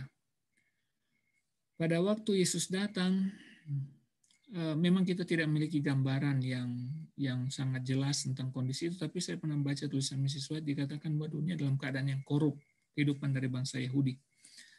Dan Yesus sendiri mengatakan bahwa kedatangannya pada zaman terakhir ini, pada zaman akhir adalah, dia bilang ketika manusia juga sudah melakukan tindakan-tindakan yang tidak berkenan kepada Tuhan. Nah, saudara, mungkin kita boleh pikirkan akan hal ini ya. Artinya yang saya mau bawa di sini adalah bahwa hukum Allah itu juga, perintah-perintah Allah itu sangat penting untuk dilestarikan dalam kehidupan kita. Kenapa? Kalau kita menjauh dari Tuhan, maka saya melihat bahwa kita akan berpartisipasi di dalam kekejian yang tidak berkenan kepada Tuhan. Nah, kita lihat sini ada Adam, kemudian Nuh, kemudian Abraham. Abraham dia menepati, dia mendengarkan suara Tuhan. Dia menuruti akan perintah-perintah Tuhan. Ya. Nah, coba saudara perhatikan ini. Kekekalan hukum Allah. Mrs. White katakan begini, hukum Allah ada sebelum manusia diciptakan. Para malaikat diatur oleh hukum. Setan jatuh karena dia melanggar aturan pemerintahan Allah. Sesudah Allah menciptakan Adam dan Hawa, dia memberitahukan kepada mereka hukumnya. Hukum itu tidak tertulis, tapi Yahweh yang mengajarkannya langsung kepada mereka. Oke, kita perhatikan bahwa bagaimana hukum ini kekal. Ya, dia bilang malaikat diatur oleh hukum. Setan dia jatuh karena melanggar hukum Allah. Kita perhatikan sama Adam. Tadi sebutkan bahwa Adam itu tadi di sini bilang Adam memberitahukan atau mengajarkan langsung kepada mereka. Kemudian Nuh. Kalau kita membaca akan ayat-ayat ini, di sana dikatakan bahwa Nuh itu hidup berkenan di hati Tuhan. Dia mendapatkan kasih karunia di hadapan Tuhan. Ketika Tuhan suruh dia membuat baktera, dia melakukan itu dengan senang hati. Dan Tuhan katakan bahwa cuman kamu yang saya lihat benar, ya, pada zaman ini. Kemudian Abraham, tadi disebutkan Abraham menuruti akan perintah-perintah Tuhan. Kemudian orang Israel, kita melihat bagaimana bangsa Israel itu, mereka melakukan akan ketetapan Tuhan. Nah, saudara, dari bangsa Israel ini, ya, kita tahu bagaimana bangsa Israel setelah mereka dibawa menjadi kerajaan dari zaman Saul, kemudian Daud. Bagaimana Daud itu dia sangat meninggikan akan perintah-perintah Allah. Dan kita melihat bahwa kebahagiaan atau kehancuran daripada bangsa Israel, baik bangsa Israel yang sebelum mereka terpecah dan sesudah terpecah jadi Israel dan Yehuda, itu bergantung kepada ketaatan kepada hukum-hukum Allah, kepada perintah-perintah Allah. Nah, tahun 722 sebelum Masehi, bangsa Israel ditawan oleh Asyur. Kemudian tahun 605 sebelum Masehi, bangsa Yehuda ditawan oleh Babel. Ya. Kemudian dari tahun itu sampai kepada zaman Yesus, ternyata Yesus juga dia memberitahukan kepada orang-orang pada zaman itu, ya, dia bilang bahwa ternyata hukum 10 perintah Allah ini masih berlaku. Coba perhatikan. Di dalam Matius pasal 22 ayat 36 sampai 40 ada seorang yang bertanya kepada Yesus, "Guru, hukum manakah yang terutama dalam hukum Taurat?" Dan ternyata ketika ditanyakan itu, saudara membaca dari ayat ini, jawaban Yesus adalah apa? Kasihlah Tuhan Allahmu dengan segenap hati, dan kasihlah juga apa? Sesamamu manusia. Disinilah bergantung akan isi hukum Taurat ini. Nah, artinya bahwa di zaman Yesus, dari Adam, Nuh, Abraham, orang Israel, sampai Yesus, dia bilang 10 perintah Allah ini berlaku. Paulus, dia mengatakan jadi hukum Taurat adalah kudus dan perintah juga adalah kudus, benar dan baik. Kalau kita membaca Yakobus katakan sebab barang siapa menuruti 10 hukum itu, tapi mengabaikan satu bagian daripadanya, ia bersalah terhadap seluruhnya. Sebab ia menyatakan jangan berzina, ia mengatakan jangan membunuh. Jadi jika kamu tidak berzina tapi membunuh, maka kamu menjadi pelanggar hukum Allah. Berkatalah dan berlakulah seperti orang-orang yang dihakimi oleh hukum yang memerdekakan orang. Yohanes mengatakan setiap orang yang berbuat dosa melanggar juga hukum Allah, sebab dosa ialah pelanggaran hukum Allah. Kemudian Yohanes di buku Wahyu dia katakan begini, maka marahlah naga itu kepada perempuan itu lalu pergi memerangi keturunan yang lain yang menuruti hukum-hukum Allah dan yang memiliki kesaksian Yesus. Ya saudara boleh melihat bahwa dari Adam, bahkan dari surga itu sendiri, ya. Kemudian ketika manusia ciptakan, kita tahu di sana bagaimana hukum itu diperkenalkan kepada mereka. Mungkin kita tidak melihat 10 hukum pada zaman Adam, tapi kita boleh melihat prinsip-prinsip hukum itu terlihat di dalam narasi yang tertulis dalam Kejadian pasal 3. Kemudian, dari Adam sampai kepada umat yang sisa, saya mau bilang bahwa hukum itu tetap berlaku. Ya, 10 perintah Allah ini tetap berlaku. Mungkin prinsip-prinsip atau ketentuan peraturan-peraturan dari yang ditarik dari 10 perintah Allah ini mungkin berbeda antara kita dengan bangsa Israel kuno, ya. Tetapi 10 perintah Allah ini adalah merupakan hukum Allah yang kekal, ya. Ya, kita perhatikan di sini. Dari dulu, dari zaman mula-mula manusia ciptakan sampai kepada waktu pemulihan dunia ini, ya, manusia tetap diminta untuk menuruti akan perintah-perintah Allah, ya, menuruti akan hukum-hukum Allah, teristimewa akan 10 perintah Allah. Mungkin saudara, banyak orang sekarang tidak mau untuk mengakui akan 10 perintah Allah. Adalah alasan-alasan mereka. Tapi kalau kita perhatikan kebanyakan dari saudara kita yang dari Kristen lain, kebanyakan masalah yang di sini adalah masalah hari Sabat, ya, masalah hari Sabat. Saya sekarang sementara berdiskusi dengan seseorang yang bukan dari Advent tentu saja. Dia seorang pendeta dari mungkin gereja Baptis kalau tidak salah. Jadi waktu saya berdiskusi dengan dia mencoba untuk mengarahkan saya bahwa Sabat itu adalah merupakan alat keselamatan, adalah satu cara bagaimana orang Advent mendapatkan keselamatan. Dia katakan begini, Pak Pendeta, kalau melanggar hari Sabat itu berarti orang berdosa kan? Dan kalau berdosa berarti tidak bisa untuk masuk surga kan? Tidak diselamatkan kan? Begitu dia bilang. Tapi saya hanya jawab dia seperti ini. Saya bilang bahwa sebenarnya kalau bilang berdosa itu tergantung daripada manusianya itu sendiri. Kenapa saya katakan begitu? Prinsip Tuhan sangat jelas. Barang siapa melanggar hukum Allah dia berdosa. Ya, dosa adalah pelanggaran terhadap hukum Allah. Tetapi ketika ada orang yang mengatakan bahwa dia itu tidak percaya Sabat, dia bekerja hari Sabat, maka bagi dia itu tidak ada dosa. Dan saya jujur saya mengatakan saya tidak bisa menghakimi akan hal tersebut. Biarlah Alkitab yang menghakimi kita. Ya, jadi sebenarnya masalah utama tentang 10 perintah Allah itu adalah sehubungan dengan hari Sabat, ya. Nah, jadi saudara, dari pelajaran ini kita melihat bahwa hukum Allah itu sangat penting, ya. Arti hukum dalam sebuah hubungan, ya. Kalau boleh saya katakan, hukum adalah pemberian Tuhan yang sangat baik bagi manusia yang memasuki hubungan perjanjian dengannya. Hukum itu menjaga mereka yang terhubung dengannya untuk tetap berada pada jalan yang benar. Pengakuan kita bahwa kita adalah milik Tuhan seharusnya membawa kita pada satu kewajiban untuk memelihara kesetiaan kita kepada hukum-hukumnya. Dan hukum itu juga adalah hal yang membahagiakan. Saya mungkin boleh bertanya kepada saudara di akhir dari pelajaran ini. Berapakah di antara saudara yang merasa bahwa perintah Allah itu membahagiakan? Atau berapa di antara saudara yang merasa bahwa hukum perintah-perintah Allah itu menjadi beban? Saudara, kalau sampai saat ini kita masih berpikir bahwa hukum-hukum Allah itu menjadi beban, itu berbahaya, saudara. Kenapa? Karena kita belum memiliki hubungan yang akrab dengan Tuhan. Mungkin saya boleh bacakan beberapa ayat.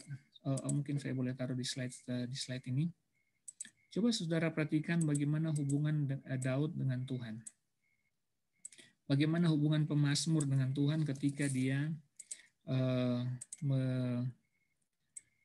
dia menggambarkan sikapnya terhadap perintah-perintah Tuhan itu. Coba saudara baca ayat yang saya tampilkan ini. Mazmur ini saya ambil semua dari Mazmur pasal 119. Dia bilang begini, petunjuk peringatan-peringatanmu aku bergembira. Seperti atas segala harta. Jadi dia bilang dia bergembira seperti atas segala harta. Aku akan bergemar dalam ketetapan-ketetapanmu. Firmanmu itu tidak akan kulupakan. Kemudian Mazmur 19, hancur jiwaku karena rindu kepada hukum-hukummu setiap waktu. Pernah nggak kita berpikir seperti itu? Ya, peringatan-peringatanmu menjadi kegemaranku. menjadi penasihat-penasihatku. Kemudian ayat 30, aku telah memilih jalan kebenaran, telah menempatkan hukum-hukummu di hadapanku. Kemudian dia bilang, aku telah berpaut pada peringatan-peringatanmu ya Tuhan, janganlah membuat aku malu. Kemudian, buatlah aku mengerti, maka aku memegang Tauratmu, aku hendak memeliharanya dengan segenap hati. Biarlah aku hidup menurut petunjuk perintah-perintahmu, sebab aku menyukainya. Condongkan hatiku kepada peringatan-peringatanmu, dan jangan kepada laba. Nah, saudara, tolong pikirkan akan hal ini. Kita pada malam ini bicara tentang hukum. Kita bicara bagaimana hukum itu diberikan kepada bangsa Israel. Kita tolong ingat bahwa hukum itu diberikan kepada bangsa Israel menjadi satu syarat atau menjadi satu kewajiban bagi bangsa Israel untuk menunjukkan loyalitas mereka kepada Tuhan. Dan sebenarnya kalau mereka setia kepada perintah-perintah tersebut, mereka berbahagia. Nah, prinsip kesetiaan ini tetap ada bagi kita, saudara. Prinsip ini tetap berlaku bagi kita. Saya mungkin mau sampaikan bahwa seperti yang saya katakan tadi, bahwa benar bahwa ada hukum-hukum di dalam perjanjian lama yang tidak applicable untuk kehidupan kita saat ini, tentu saja. Tetapi untuk masalah 10 perintah Allah ini, saudara, itu kekal dari segala zaman, ya. Itu sangat applicable untuk kehidupan kita.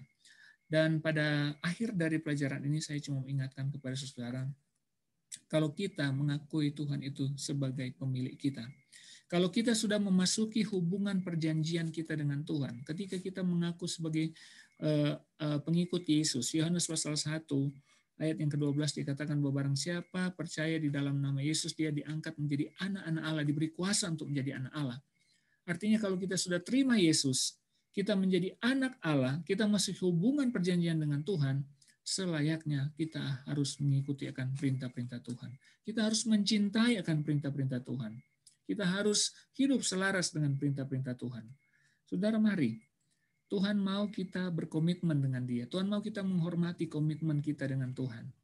Ada perintah-perintah Tuhan yang harus dilakukan, lakukan dengan senang hati. Tidak usah ada terbeban. Ya, jangan ada terbeban. Kalau kita mendahulukan Tuhan, kalau kita bergembira atas perintah-perintah Tuhan, saya yakin Tuhan akan menghormati akan komitmen kita, dan saya percaya bahwa Tuhan akan menggenapi janjinya. Dia akan memberkati kita, bahkan kita boleh selamatkan pada waktu Yesus datang kedua kali. Kiranya Tuhan berkati kita, saya bawa dalam nama Yesus. Amin. Amin. Amin. Terima kasih atas firman yang telah disampaikan oleh Pendeta Jamie, bahwasanya hukum Tuhan itu adalah baik adanya, dan hukum Tuhan itu dari mulai zaman Adam sampai kita sekarang masih tetap berlaku. Terima kasih atas firman yang telah disampaikan oleh Pendeta Jimmy. Sekarang kita masuk dalam sesi diskusi, bila mana ada diskusi yang mau disampaikan dari Bapak, Ibu, Saudara sekalian. Waktu dan tempat saya persilahkan.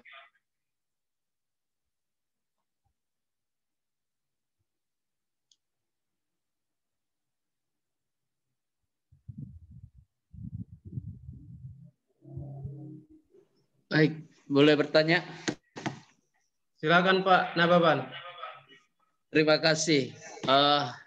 Saya juga sering mendapat sebenarnya kalau di luar, kalau kita bukan berdebat sih, kalau mempertanyakan tentang 10 hukum. Karena pasti yang paling sering diperdebatkan hanya hukum keempat, yaitu tentang Sabat. Dan paling juga di gereja kita juga yang paling sering diperdebatkan juga ya Sabat dan tradisi. Ini pasti sering menjadi perdebatan karena kita tahu hari Sabat itu di luar sana mungkin mereka lebih rajin buat acara, terlebih kepada acara adat istiadat, mulai dari pesta atau selain sebagainya. Nah, itu menjadi memang tolak ukur di Sabat ini. Bahkan setan sendiri pun berusaha sebenarnya merubah Sabat ini. Tetapi beberapa orang di luar dari kita Advent sering menganggap kita orang Advent ini adalah legalisme. Jadi oleh karena kita lebih menonjolkan hukum, walaupun kita seperti Pak Pendeta tadi sampaikan menjelaskan apakah dengan hukum kita menjalankan hukum itu bisa selamat. Memang tidak ada dikatakan menjalankan hukum kita beroleh keselamatan untuk surga, tidak, tetapi lebih kepada kasih karunia. Itu adalah gratis memang, tapi tanpa hukum juga ya seperti dijelaskan Pak Pendeta tadi, hidup kita pasti tidak akan berkenan di hadapan Allah. Artinya hukum itu sebenarnya baik, sama kayak lampu merah itu, kalau tidak ada lampu merah ya gimana kita bisa membayangkan jalan lalu lintas pasti macet, apalagi di Medan ya, orang ngotot-ngototan pasti tidak akan lancar. Jadi sebenarnya hukum itu memudahkan dan melancarkan. Nah pertanyaannya, antara hukum Sabat yang keempat ini dengan legalisme dan tradisi, ini yang jadi pertanyaan saya. Bagaimana sebenarnya kita seorang Advent menyikapinya, Pak Pendeta? Mungkin kira-kira gitu. Karena seringkali perdebatan. Kalau di luar Advent, pasti perdebatannya di Sabat, ujung-ujungnya di Sabat. Kita juga di dalam, juga di Sabat. Apalagi pelajaran beberapa hari yang lalu. Pasti Sabat juga. Sabat, tradisi, dan legalisme ini 3 poin penting sebenarnya yang mungkin saya pribadi agar lebih mudah memahaminya. Kalau soal hukum itu saya rasa kita sudah paham bahwa hukum itu sebenarnya adalah tentu membuat kita lebih mudah, memudahkan kita dalam hidup. Karena dengan tidak melanggar hukum artinya sesuai dengan 1 Roma 5 ayat 20 ya. Di 1 Yohanes 3:4 bahwa pelanggaran hukum adalah dosa, itu sudah pasti. Tetapi yang menjadi poinnya adalah bagaimana kita menyikapi antara Sabat, hukum keempat, dengan legalisme dan tradisi. Itu mungkin jadi pertanyaan Pendeta. Mudah-mudahan dapat dipahami sedikit pertanyaannya. Terima kasih. Langsung dijawab aja ya. Boleh Pak Pendeta, silakan Pak. Sebenarnya hubungan dengan Tuhan itu sebenarnya bukan cuma salah satu bagian dalam perintah Allah. Kadang-kadang yang jadi masalah adalah begini saudara. Benar bahwa pekabaran Sabat ini adalah Sabat, salah satu ya. Tapi masalahnya ketika kita meninggikan Sabat, tapi kemudian kita tidak meninggikan hubungan kita dengan Tuhan, jadi masalah juga. Ya. Jadi makanya kadang-kadang yang saya kadang-kadang bingung ya. Kenapa kok orang-orang Advent ini menyucikan Sabat tapi sering baku-baku marah di jemaat? Kenapa begitu? Kenapa meninggikan Sabat tapi kenapa kok susah mengampuni di jemaat? Seakan-akan kebenaran itu cuma hari Sabat. No, bukan seperti itu. Jadi hubungan kita dengan Tuhan itu bukan hanya part kecil, tetapi hubungan kita dengan Tuhan itu adalah keseluruhan dari aspek-aspek hidup dalam kehidupan kita. Itu sebabnya kalau kita menyadari hal itu, kita tidak akan jadi legalisme. Ya, artinya bahwa kita tidak akan menjadikan Sabat itu sebagai satu kebenaran yang seakan-akan itu ditonjolkan lebih daripada kebenaran-kebenaran yang lain. Ya, benar bahwa sekali lagi benar, Sabat itu adalah pekabaran zaman ini yang sudah banyak ditinggalkan oleh banyak orang. Tapi kita bisa jadi legalis, kita bisa jadi salah kalau kita menempatkan Sabat itu yang terutama dan kita abaikan aturan yang lain. Yesus bilang apa? Yang satu kamu lakukan, yang lain jangan apa? Jangan diabaikan. Iya kan? Nah, sekarang bagaimana dengan masalah legalis itu? Mungkin saya angkat sedikit tentang masalah legalis ya. Jadi legalis itu artinya bahwa kita ini diselamatkan. Ya, kita mungkin bisa diampuni dosa kita kalau kita berbuat baik, kalau kita melakukan kehendak Tuhan, itu seperti itu mungkin legalisnya ya. Nah, di Alkitab kita diselamatkan oleh kasih karunia itu sangat jelas, sangat benar. Tidak ada satupun usaha kita yang bisa membuat kita boleh diampuni.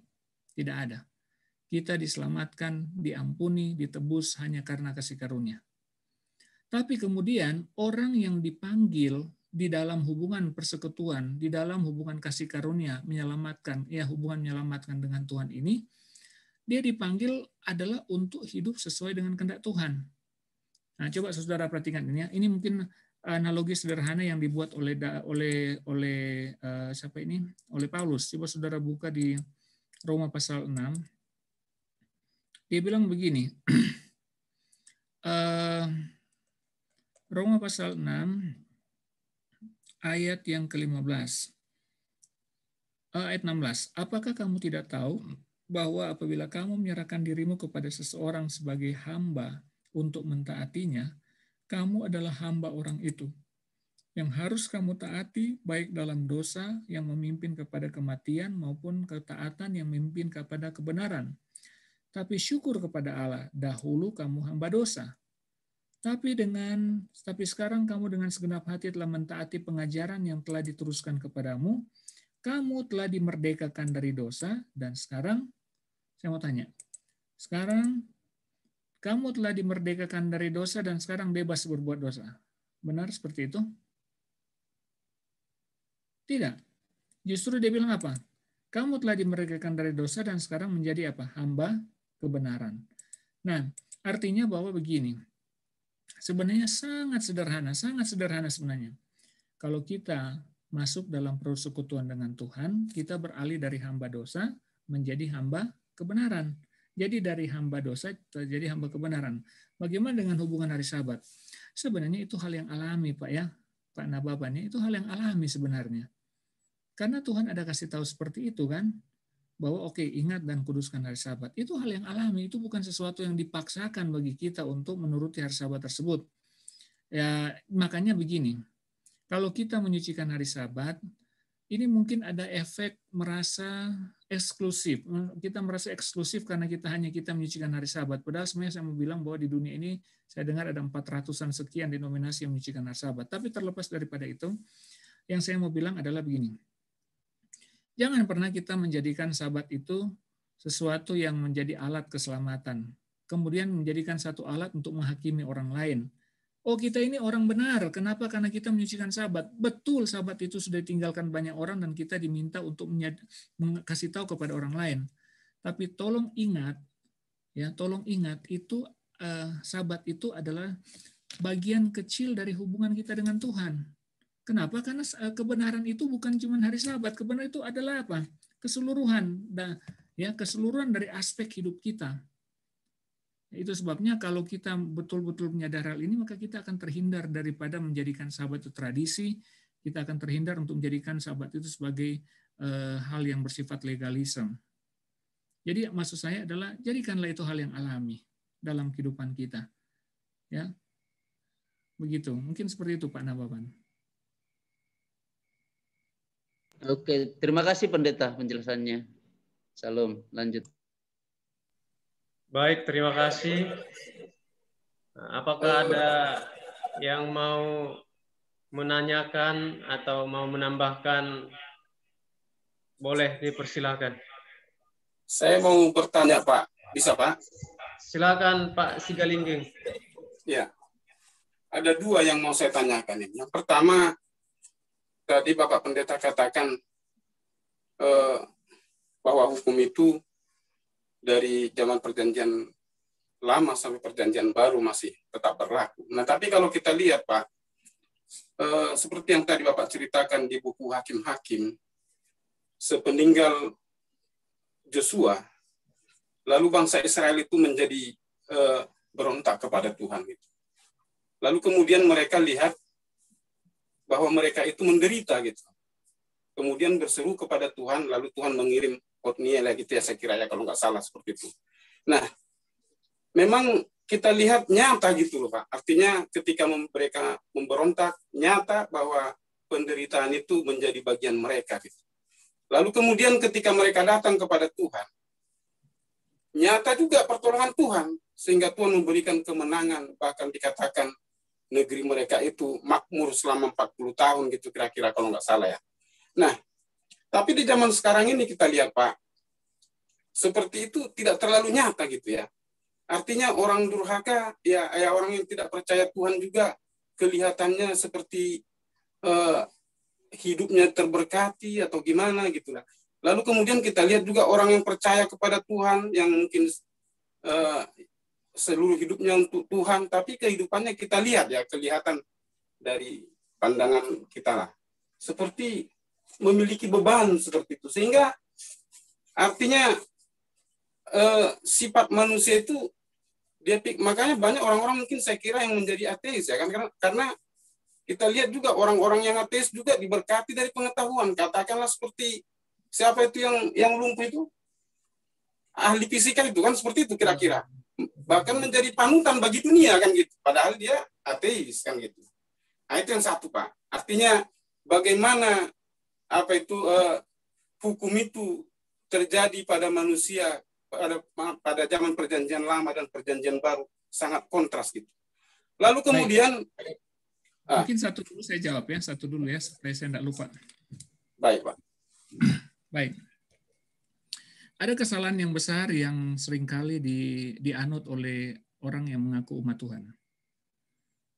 Kenapa saya bilang kesalahan yang besar? Oleh karena begini. Pada waktu orang mengaku umat Tuhan, merasa bahwa menurut Sabat, mengikuti ketentuan-ketentuan yang lain, tapi di problem yang lain adalah orang tersebut tidak mau bekerja keras. Orang tersebut tidak mau bekerja. Itu salah. Itu tidak sesuai dengan kehendak Tuhan. Ya, jadi maksud saya itu sebabnya saya selalu katakan bahwa tolong ingat bahwa Sabat ini adalah part daripada hubungan kita dengan Tuhan. It's not only itu bukan hanya satu-satunya. Walaupun memang Sabat itu penting, ya. Jadi kadang-kadang kita ada istilahnya kita ini umat Tuhan. Tapi kemudian kita menghibur diri dengan mengabaikan akan aturan-aturan Tuhan yang lain di Alkitab. Contohnya kita harus menggunakan tangan kita selagi masih siang. Misalnya seperti itu. Ya kan? Kita harus bekerja selagi masih siang. Jangan malas.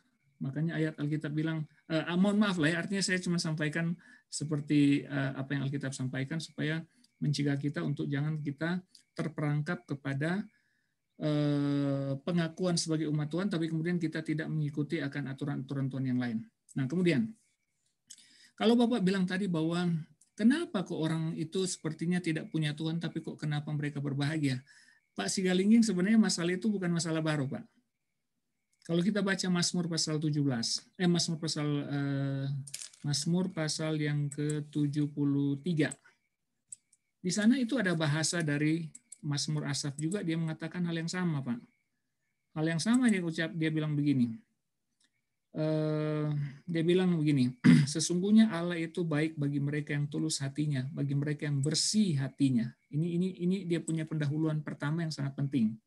Tapi di ayat yang kedua dia bilang begini, tapi aku sedikit lagi maka kakiku terpeleset. Nyaris aku tergelincir. Kenapa dia nyaris tergelincir? Oleh karena begini, sebab aku cemburu kepada para pembual, kalau aku melihat kemujuran orang fasik, sebab kesakitan tidak ada pada mereka, sehat dan gemuk tubuh mereka. Mereka tidak mengalami kesusahan manusia, mereka tidak kena tulas seperti orang lain. Sebab itu mereka berkalungkan kencongkakan dan berpakaian kekerasan. Bagaimana dia bisa tahu bagaimana dia bisa mendapatkan solusi dari masalah ini? Dia bilang begini, dia bilang ayat yang ke-16, tapi ketika aku bermaksud untuk mengetahuinya, hal itu menjadi kesulitan bagi mataku sampai aku masuk ke dalam tempat kudus Allah dan memperhatikan kesudahan mereka. Artinya bahwa ternyata bahwa di zaman dulu juga, masih zaman Daud itu, hal seperti itu sudah ada, Pak. Sudah ada itu. Apakah cuma sampai situ? Coba kita lihat di buku Yeremia. Kalau kita membaca buku Yeremia, coba sebentar saya cek ini buku Yeremia ya. Tunggu sebentar. Ini lihat. Yeremia pasal 12. Ini nabi besar di dekat pembuangan yang dia hidup di antara pembuangan kedua dan pembuangan yang ketiga di kerajaan Yehuda. Yeremia pasal 12 ayat 1 dibilang, engkau memang benar ya Tuhan, bila mana aku berbantah dengan engkau. Tapi aku mau berbicara dengan engkau tentang keadilan.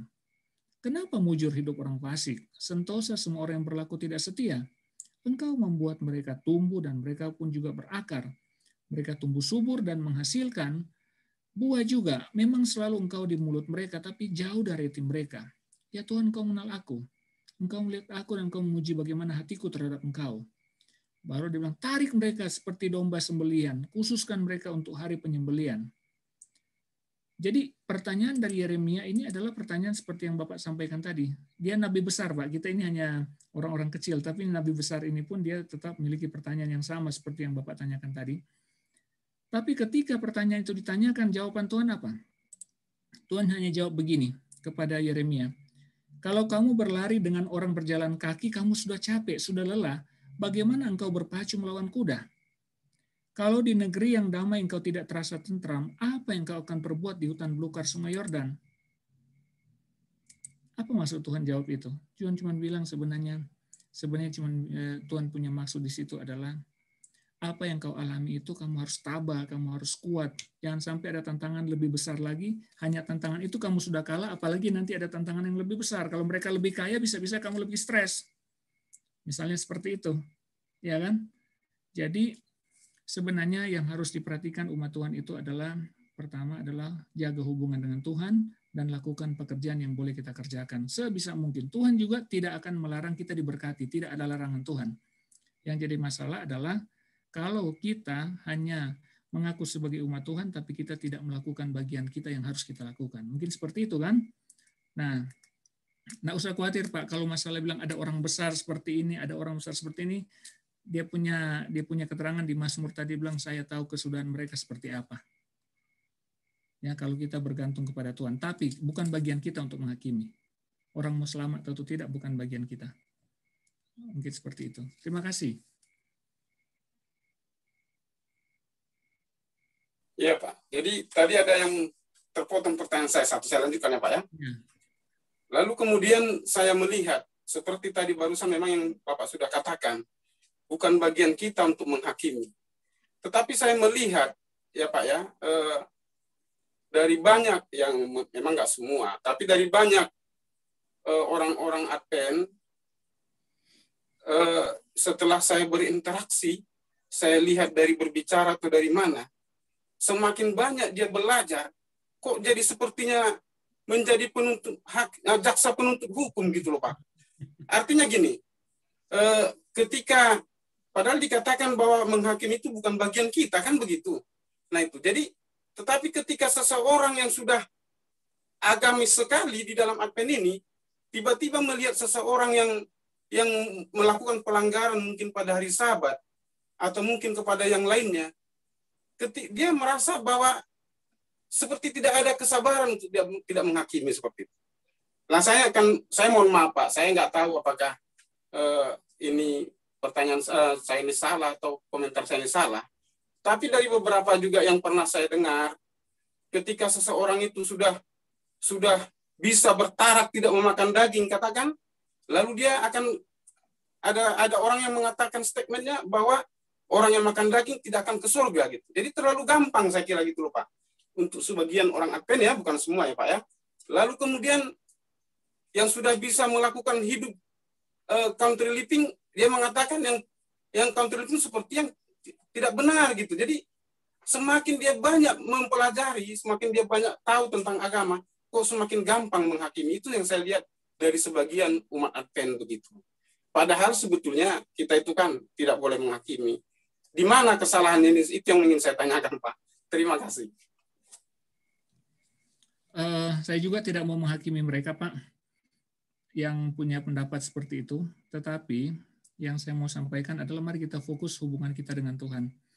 Jadi semakin kita memiliki hubungan akrab dengan Tuhan, sebenarnya kita semakin mengerti apa kehendak Tuhan. Ya, tapi memang harus kita punya kerelaan untuk mau dituntun. Ya, kita harus punya kerelaan untuk dituntun.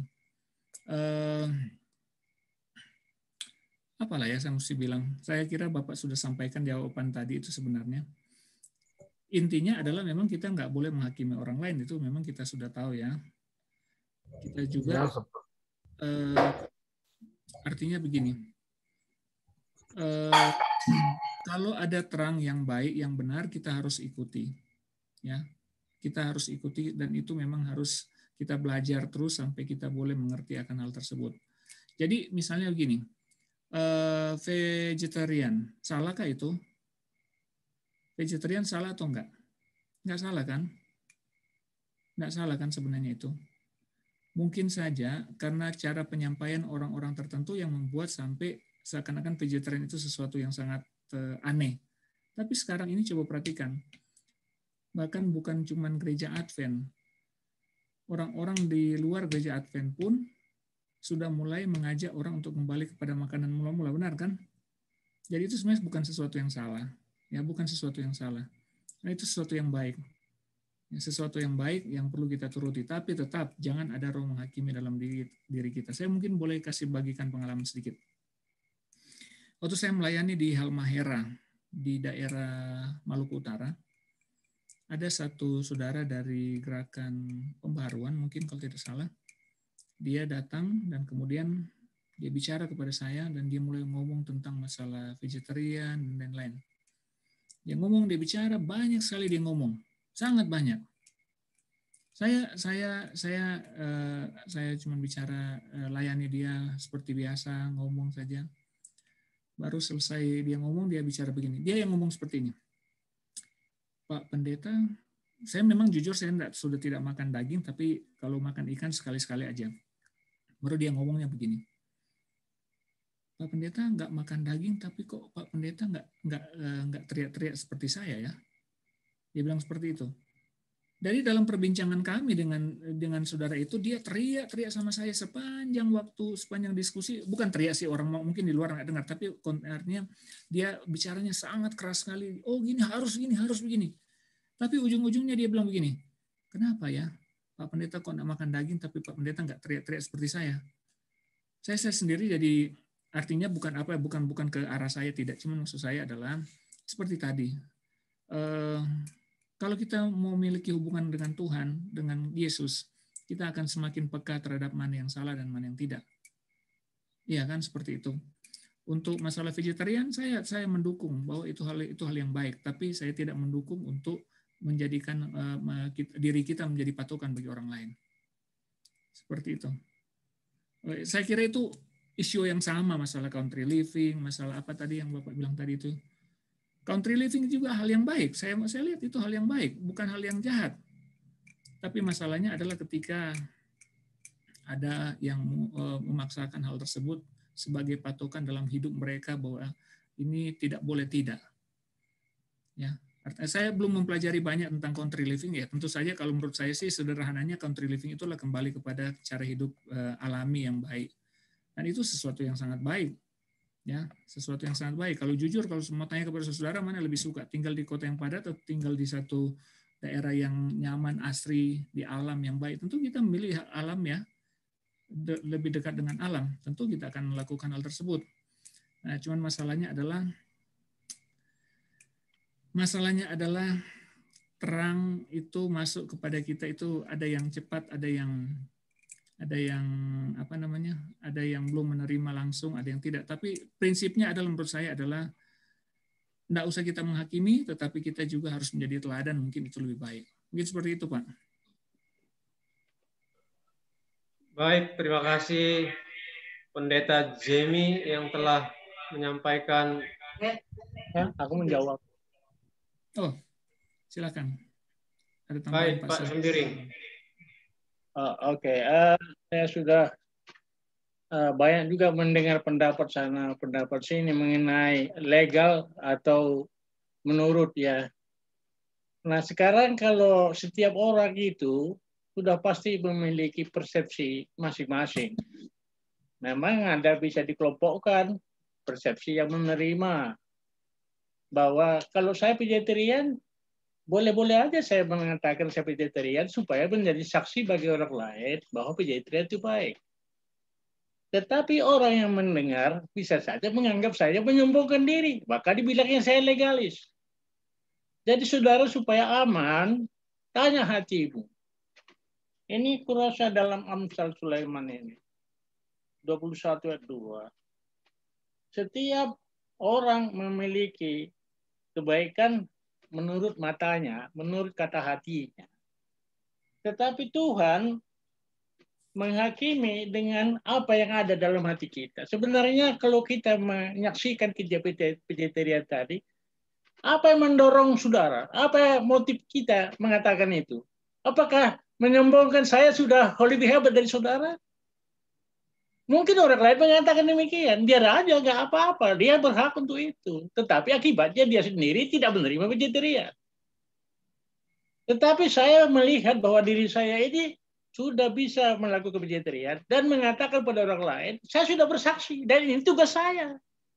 Supaya orang lain juga sadar bahwa saya ini menurut apa kata Tuhan. Karena Tuhan bilang lebih baik vegetarian, lebih baik ya vegetarian. Ya bukan artinya harus dan tidak masuk surga kalau tidak vegetarian. Nah, ya jadi dalam hal ini tanya hati kita. Karena Tuhan itu menghakimi hati orang yang berbuat itu sebenarnya menjadi legal lah, legalitas kah? Ataukah menjadi sesuatu kesaksian? Jadi gampang-gampang aja, nggak usah peduli apa kata orang, kata hatimu apa. Nah, lakukan aja apa yang baik menurut Tuhan, saksikan. Jangan kau diamkan, orang lain nanti nggak tahu. Apa gunanya kita pergi ke seluruh dunia, tapi tidak kita katakan apa yang baik. Nah, jadi saya kira itu aja tambahan dari saya. Terima kasih. Terima kasih. Baik, terima kasih Pak Sembiring atas tambahannya. Pada kesempatan ini kami persilahkan Pendeta Jamie untuk memberikan kesimpulan dalam pelajaran ini. Baik, terima kasih. Adalah ya Mas, mungkin masih banyak yang kita pikirkan, tetapi mungkin yang boleh saya sampaikan kepada kita semua, yang boleh sebagai kalimat penutup untuk kita. Saudara, mentaati perintah Allah itu adalah sesuatu yang adalah konsekuensi alami dari pengakuan kita sebagai umat Allah. Itu sebenarnya itu sesuatu yang alami, nggak usah dijadikan sebagai beban, jangan dijadikan sebagai konsep legalisme, tidak, alami aja. Karena saya ini mengaku mengikuti Yesus, saya harus ikut aturan Yesus. Simpel aja seperti itu. Kita lakukan dengan senang hati, dan ingat prinsip yang tadi, prinsip besar tadi, kasih Allah dan kasih sesama. Kasih Allah dan kasih sesama. Itu yang Tuhan mau untuk kita buat. Dan semoga kita menjadi umat Tuhan yang boleh jadi berkat, boleh menjadi terang dimanapun kita berada dalam hubungan kita dengan Tuhan. Terima kasih. Amin. Terima kasih Pendeta Jimmy. Baik, untuk mengaminkan firman Tuhan ini, kita akan berdoa. Jadi berdoa diminta kesediaan Pak Pendeta D. Sembiring. Kita akan mendoakan firman yang telah disampaikan. Kita doakan juga Pak Pendeta Jamie. Bila mana ada Bapak Ibu yang mau menyampaikan doa, boleh dipersilakan.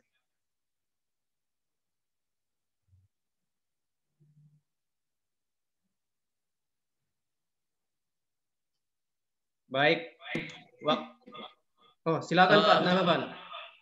Kami minta didoakan ketepatan keluarga dari istri saya, dari Situmorang lah, saya bilang lelai saya ada 4 orang di Jakarta ya, terinfeksi. Baru swab tadi sih, mereka swab positif. Karena mereka mungkin ada urusan keluar, tapi mudah-mudahan kita doakan mereka tetap kuat walaupun sudah mulai agak demam dan batuk. Itu aja dari keluarga mertua ya, Situmorang lah.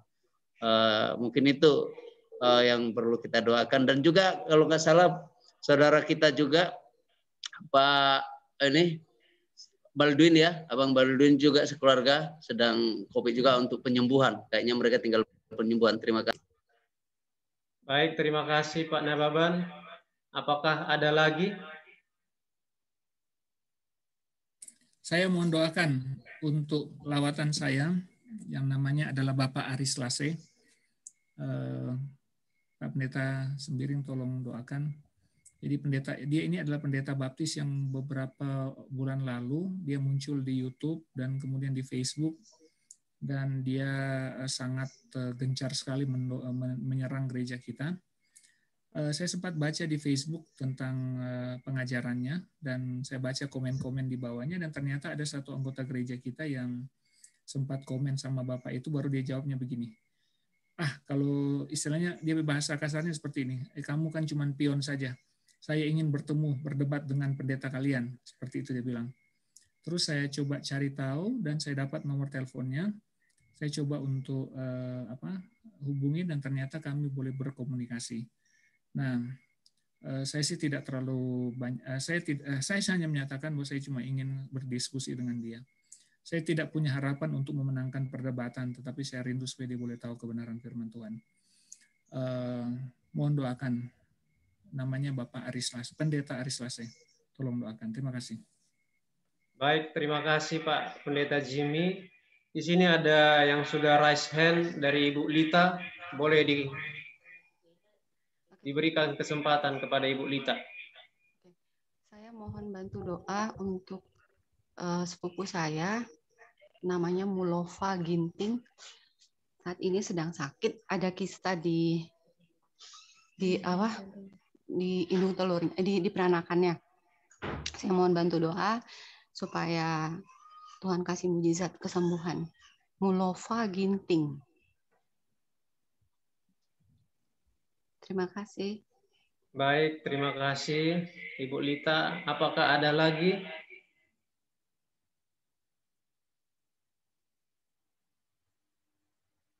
Baik, kalau memang tidak ada, waktu ini kami persilahkan kepada Pak Pendeta D. Sembiring. Oke, mari kita bersatu berdoa.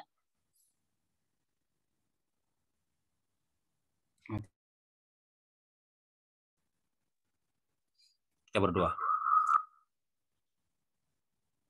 Maha besar Tuhan kami di sorga. Pada hari Sabat yang kudus ini Tuhan, kami datang ke hadirat-Mu yang kudus, menyembah Tuhan, bersyukur kepada Tuhan oleh karena segala berkat-Mu, kasih-Mu, dan perlindungan-Mu, pemeliharaan-Mu bagi kami masing-masing Tuhan. Terima kasih Tuhan, malam hari ini Tuhan sudah mengutus hamba-Mu, Pendeta Jimmy, yang telah membagikan firman-Mu. Berkatilah firman yang telah kami dengarkan Tuhan. Biarlah kami senantiasa membangun hubungan yang akrab dengan Tuhan, mengasihi Tuhan, beriman kepada Tuhan, dan itu akan menjadi sebuah konsekuensi dalam hidup kami untuk mencintai Taurat-Mu, hidup seturut dengan hukum-hukum-Mu Tuhan, sehingga kami berbahagia, diberkati dengan limpahnya. Berkati hamba Tuhan, Pendeta Jimmy yang sudah membagikan firman ini. Memberkati keluarganya, memberkati dia dalam pekerjaannya sebagai dosen. Demikian juga Tuhan, biarlah kehadirannya boleh menjadi berkat bagi mahasiswa, bagi setiap orang, kemuliaan nama Tuhan. Khusus kami juga berdoa Tuhan, hamba Tuhan ini memiliki satu lawatan, Heri Lase Tuhan, seorang pendeta dari denominasi lain. Biarlah Tuhan memberkati hamba Tuhan Jimmy sehingga dapat membangun komunikasi, bahkan dapat menyentuh hati saudara kami Heri Lase ini Tuhan, dan Roh-Mu yang kudus bekerja sehingga pendeta Heri Lase ini pada akhirnya boleh dapat mengetahui kebenaran-Mu dan mengenal Engkau lebih dalam kehidupannya Tuhan. Dan Tuhan juga boleh pakai hamba Tuhan ini dalam pelayannya di masa-masa yang mendatang untuk puji hormat kemuliaan nama Tuhan. Bapa di sorga, kami juga berdoa Tuhan kepada saudara-saudara kami yang dalam keadaan sakit. Saudara Erduin Manulang Tuhan dan Ibu, terima kasih Tuhan, dia sudah lebih baik, lebih sehat.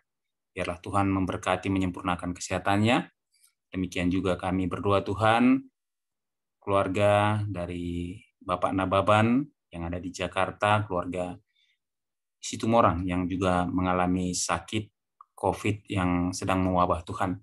Bapa di sorga, Engkaulah Tuhan Allah kami, Engkaulah pencipta, pemelihara, penebus kami, dan yang akan menyediakan bagi kami tempat yang lebih baik di masa yang Tuhan tentukan.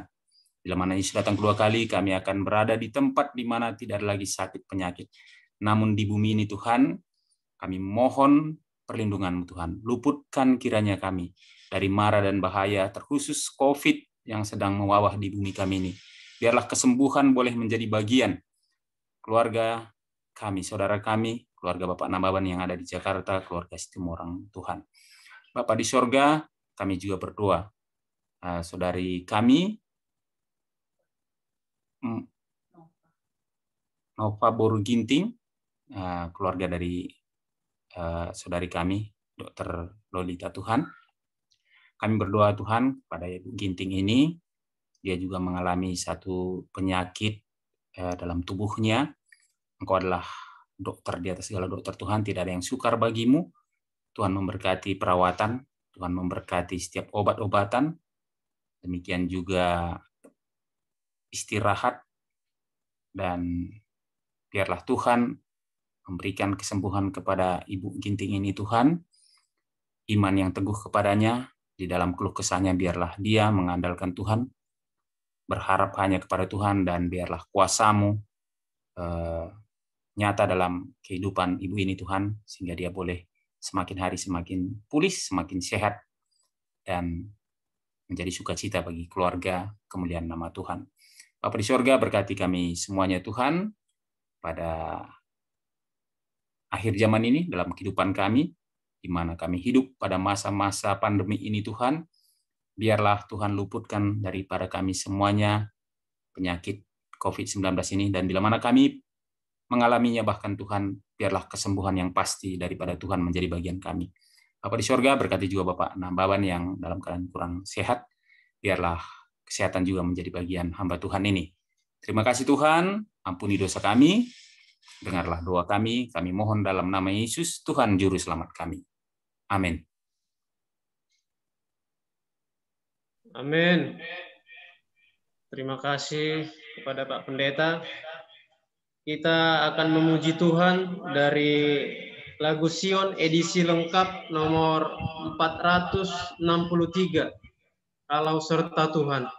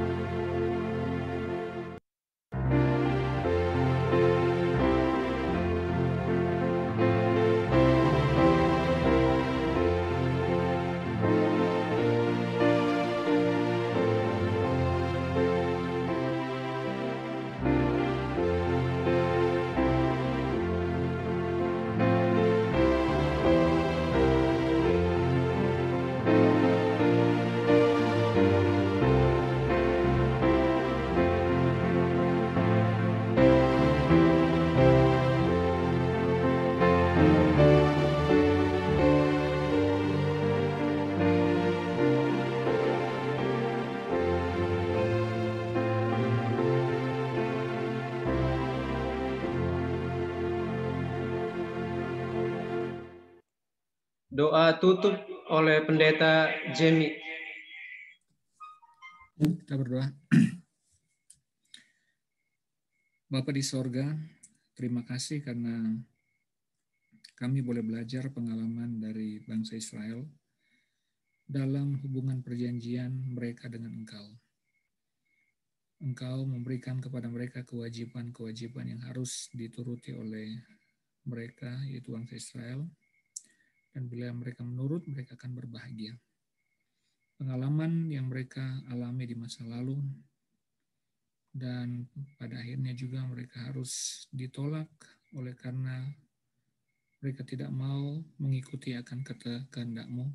Ini juga merupakan pengalaman yang penting yang harus kami jadikan sebagai amaran dalam kehidupan kami dengan Engkau di zaman ini. Bapak, kami diingatkan supaya kami juga menyadari akan pentingnya menghargai hubungan, pentingnya komitmen dengan Tuhan ketika kami mengaku sebagai umat Tuhan, mengaku sebagai pengikut Yesus. Maka biarlah kami secara sederhana, secara alami mengikuti aturan-aturan Tuhan. Benar bahwa tidak ada aturan Tuhan yang menyusahkan kami. Tidak ada aturan yang terlalu berat, terlalu besar untuk kami tidak bisa lakukan. Tetapi Tuhan menaruh aturan itu, aturan-aturan di dalam firman-Mu, isi 10 perintah Allah dan prinsip-prinsip yang dijabarkan di dalam firman, tujuannya adalah untuk membahagiakan kami. Tolonglah bantu kami Tuhan, supaya kami menyadari hal ini, supaya kami menyadari hubungan kami dengan Tuhan. Kami menghormati Tuhan, dan kami mau melakukan perintah-perintah-Mu dengan segenap hati. Tuhan yang sudah menyelamatkan kami, dan sewajarnya kami mengikuti akan aturan Tuhan dalam kehidupan kami. Bapa, tolong berkati akan umat-Mu yang berbakti pada malam hari ini. Biarlah kami semua membarui komitmen kami dengan Tuhan, bahwa kami mau berlaku setia kepada Tuhan. Kami mau buang kejahatan dalam diri kami, hal-hal yang tidak berkenan pada Tuhan. Kami mau singkirkan dalam diri kami. Dan biarlah dengan pertolongan Tuhan, kami boleh hidup rendah hati di depan Tuhan. Kami boleh mengasihi Tuhan dan mengasihi akan sesama kami. Tuhan tolong bantu kami, tolong pimpin kami. Dan biarlah Roh Kudus-Mu akan selalu menuntun kami, mengingatkan kami, supaya kami boleh hidup selaras dengan kehendak Tuhan. Terima kasih Tuhan, kami serahkan kehidupan jemaat-Mu di dalam tangan Tuhan. Pendeta jemaat, pendeta sembiring, dan juga semua anggota jemaat, tua-tua jemaat yang bersama dengan pendeta bergandengan tangan untuk mempersiapkan umat Tuhan bagi kedatangan Yesus yang kedua kali. Kami mohon Tuhan tolong berkati mereka secara khusus, sehingga para pimpinan jemaat ini boleh memimpin dalam takut akan Tuhan, dan umat Tuhan boleh dibangun di dalam karakter Kristus, dan semua kami boleh diselamatkan pada waktu Yesus datang. Terpujilah nama Tuhan, kami serahkan seluruh kehidupan kami dalam tangan kasih Tuhan. Tuhan tolong menyertai kami semua. Inilah doa dan harapan kami dalam nama Yesus. Amin. Amin. Demikianlah ibadah acara Vesper kita. Bila mana ada pengumuman, dipersilahkan. Terima kasih. Tuhan Yesus memberkati.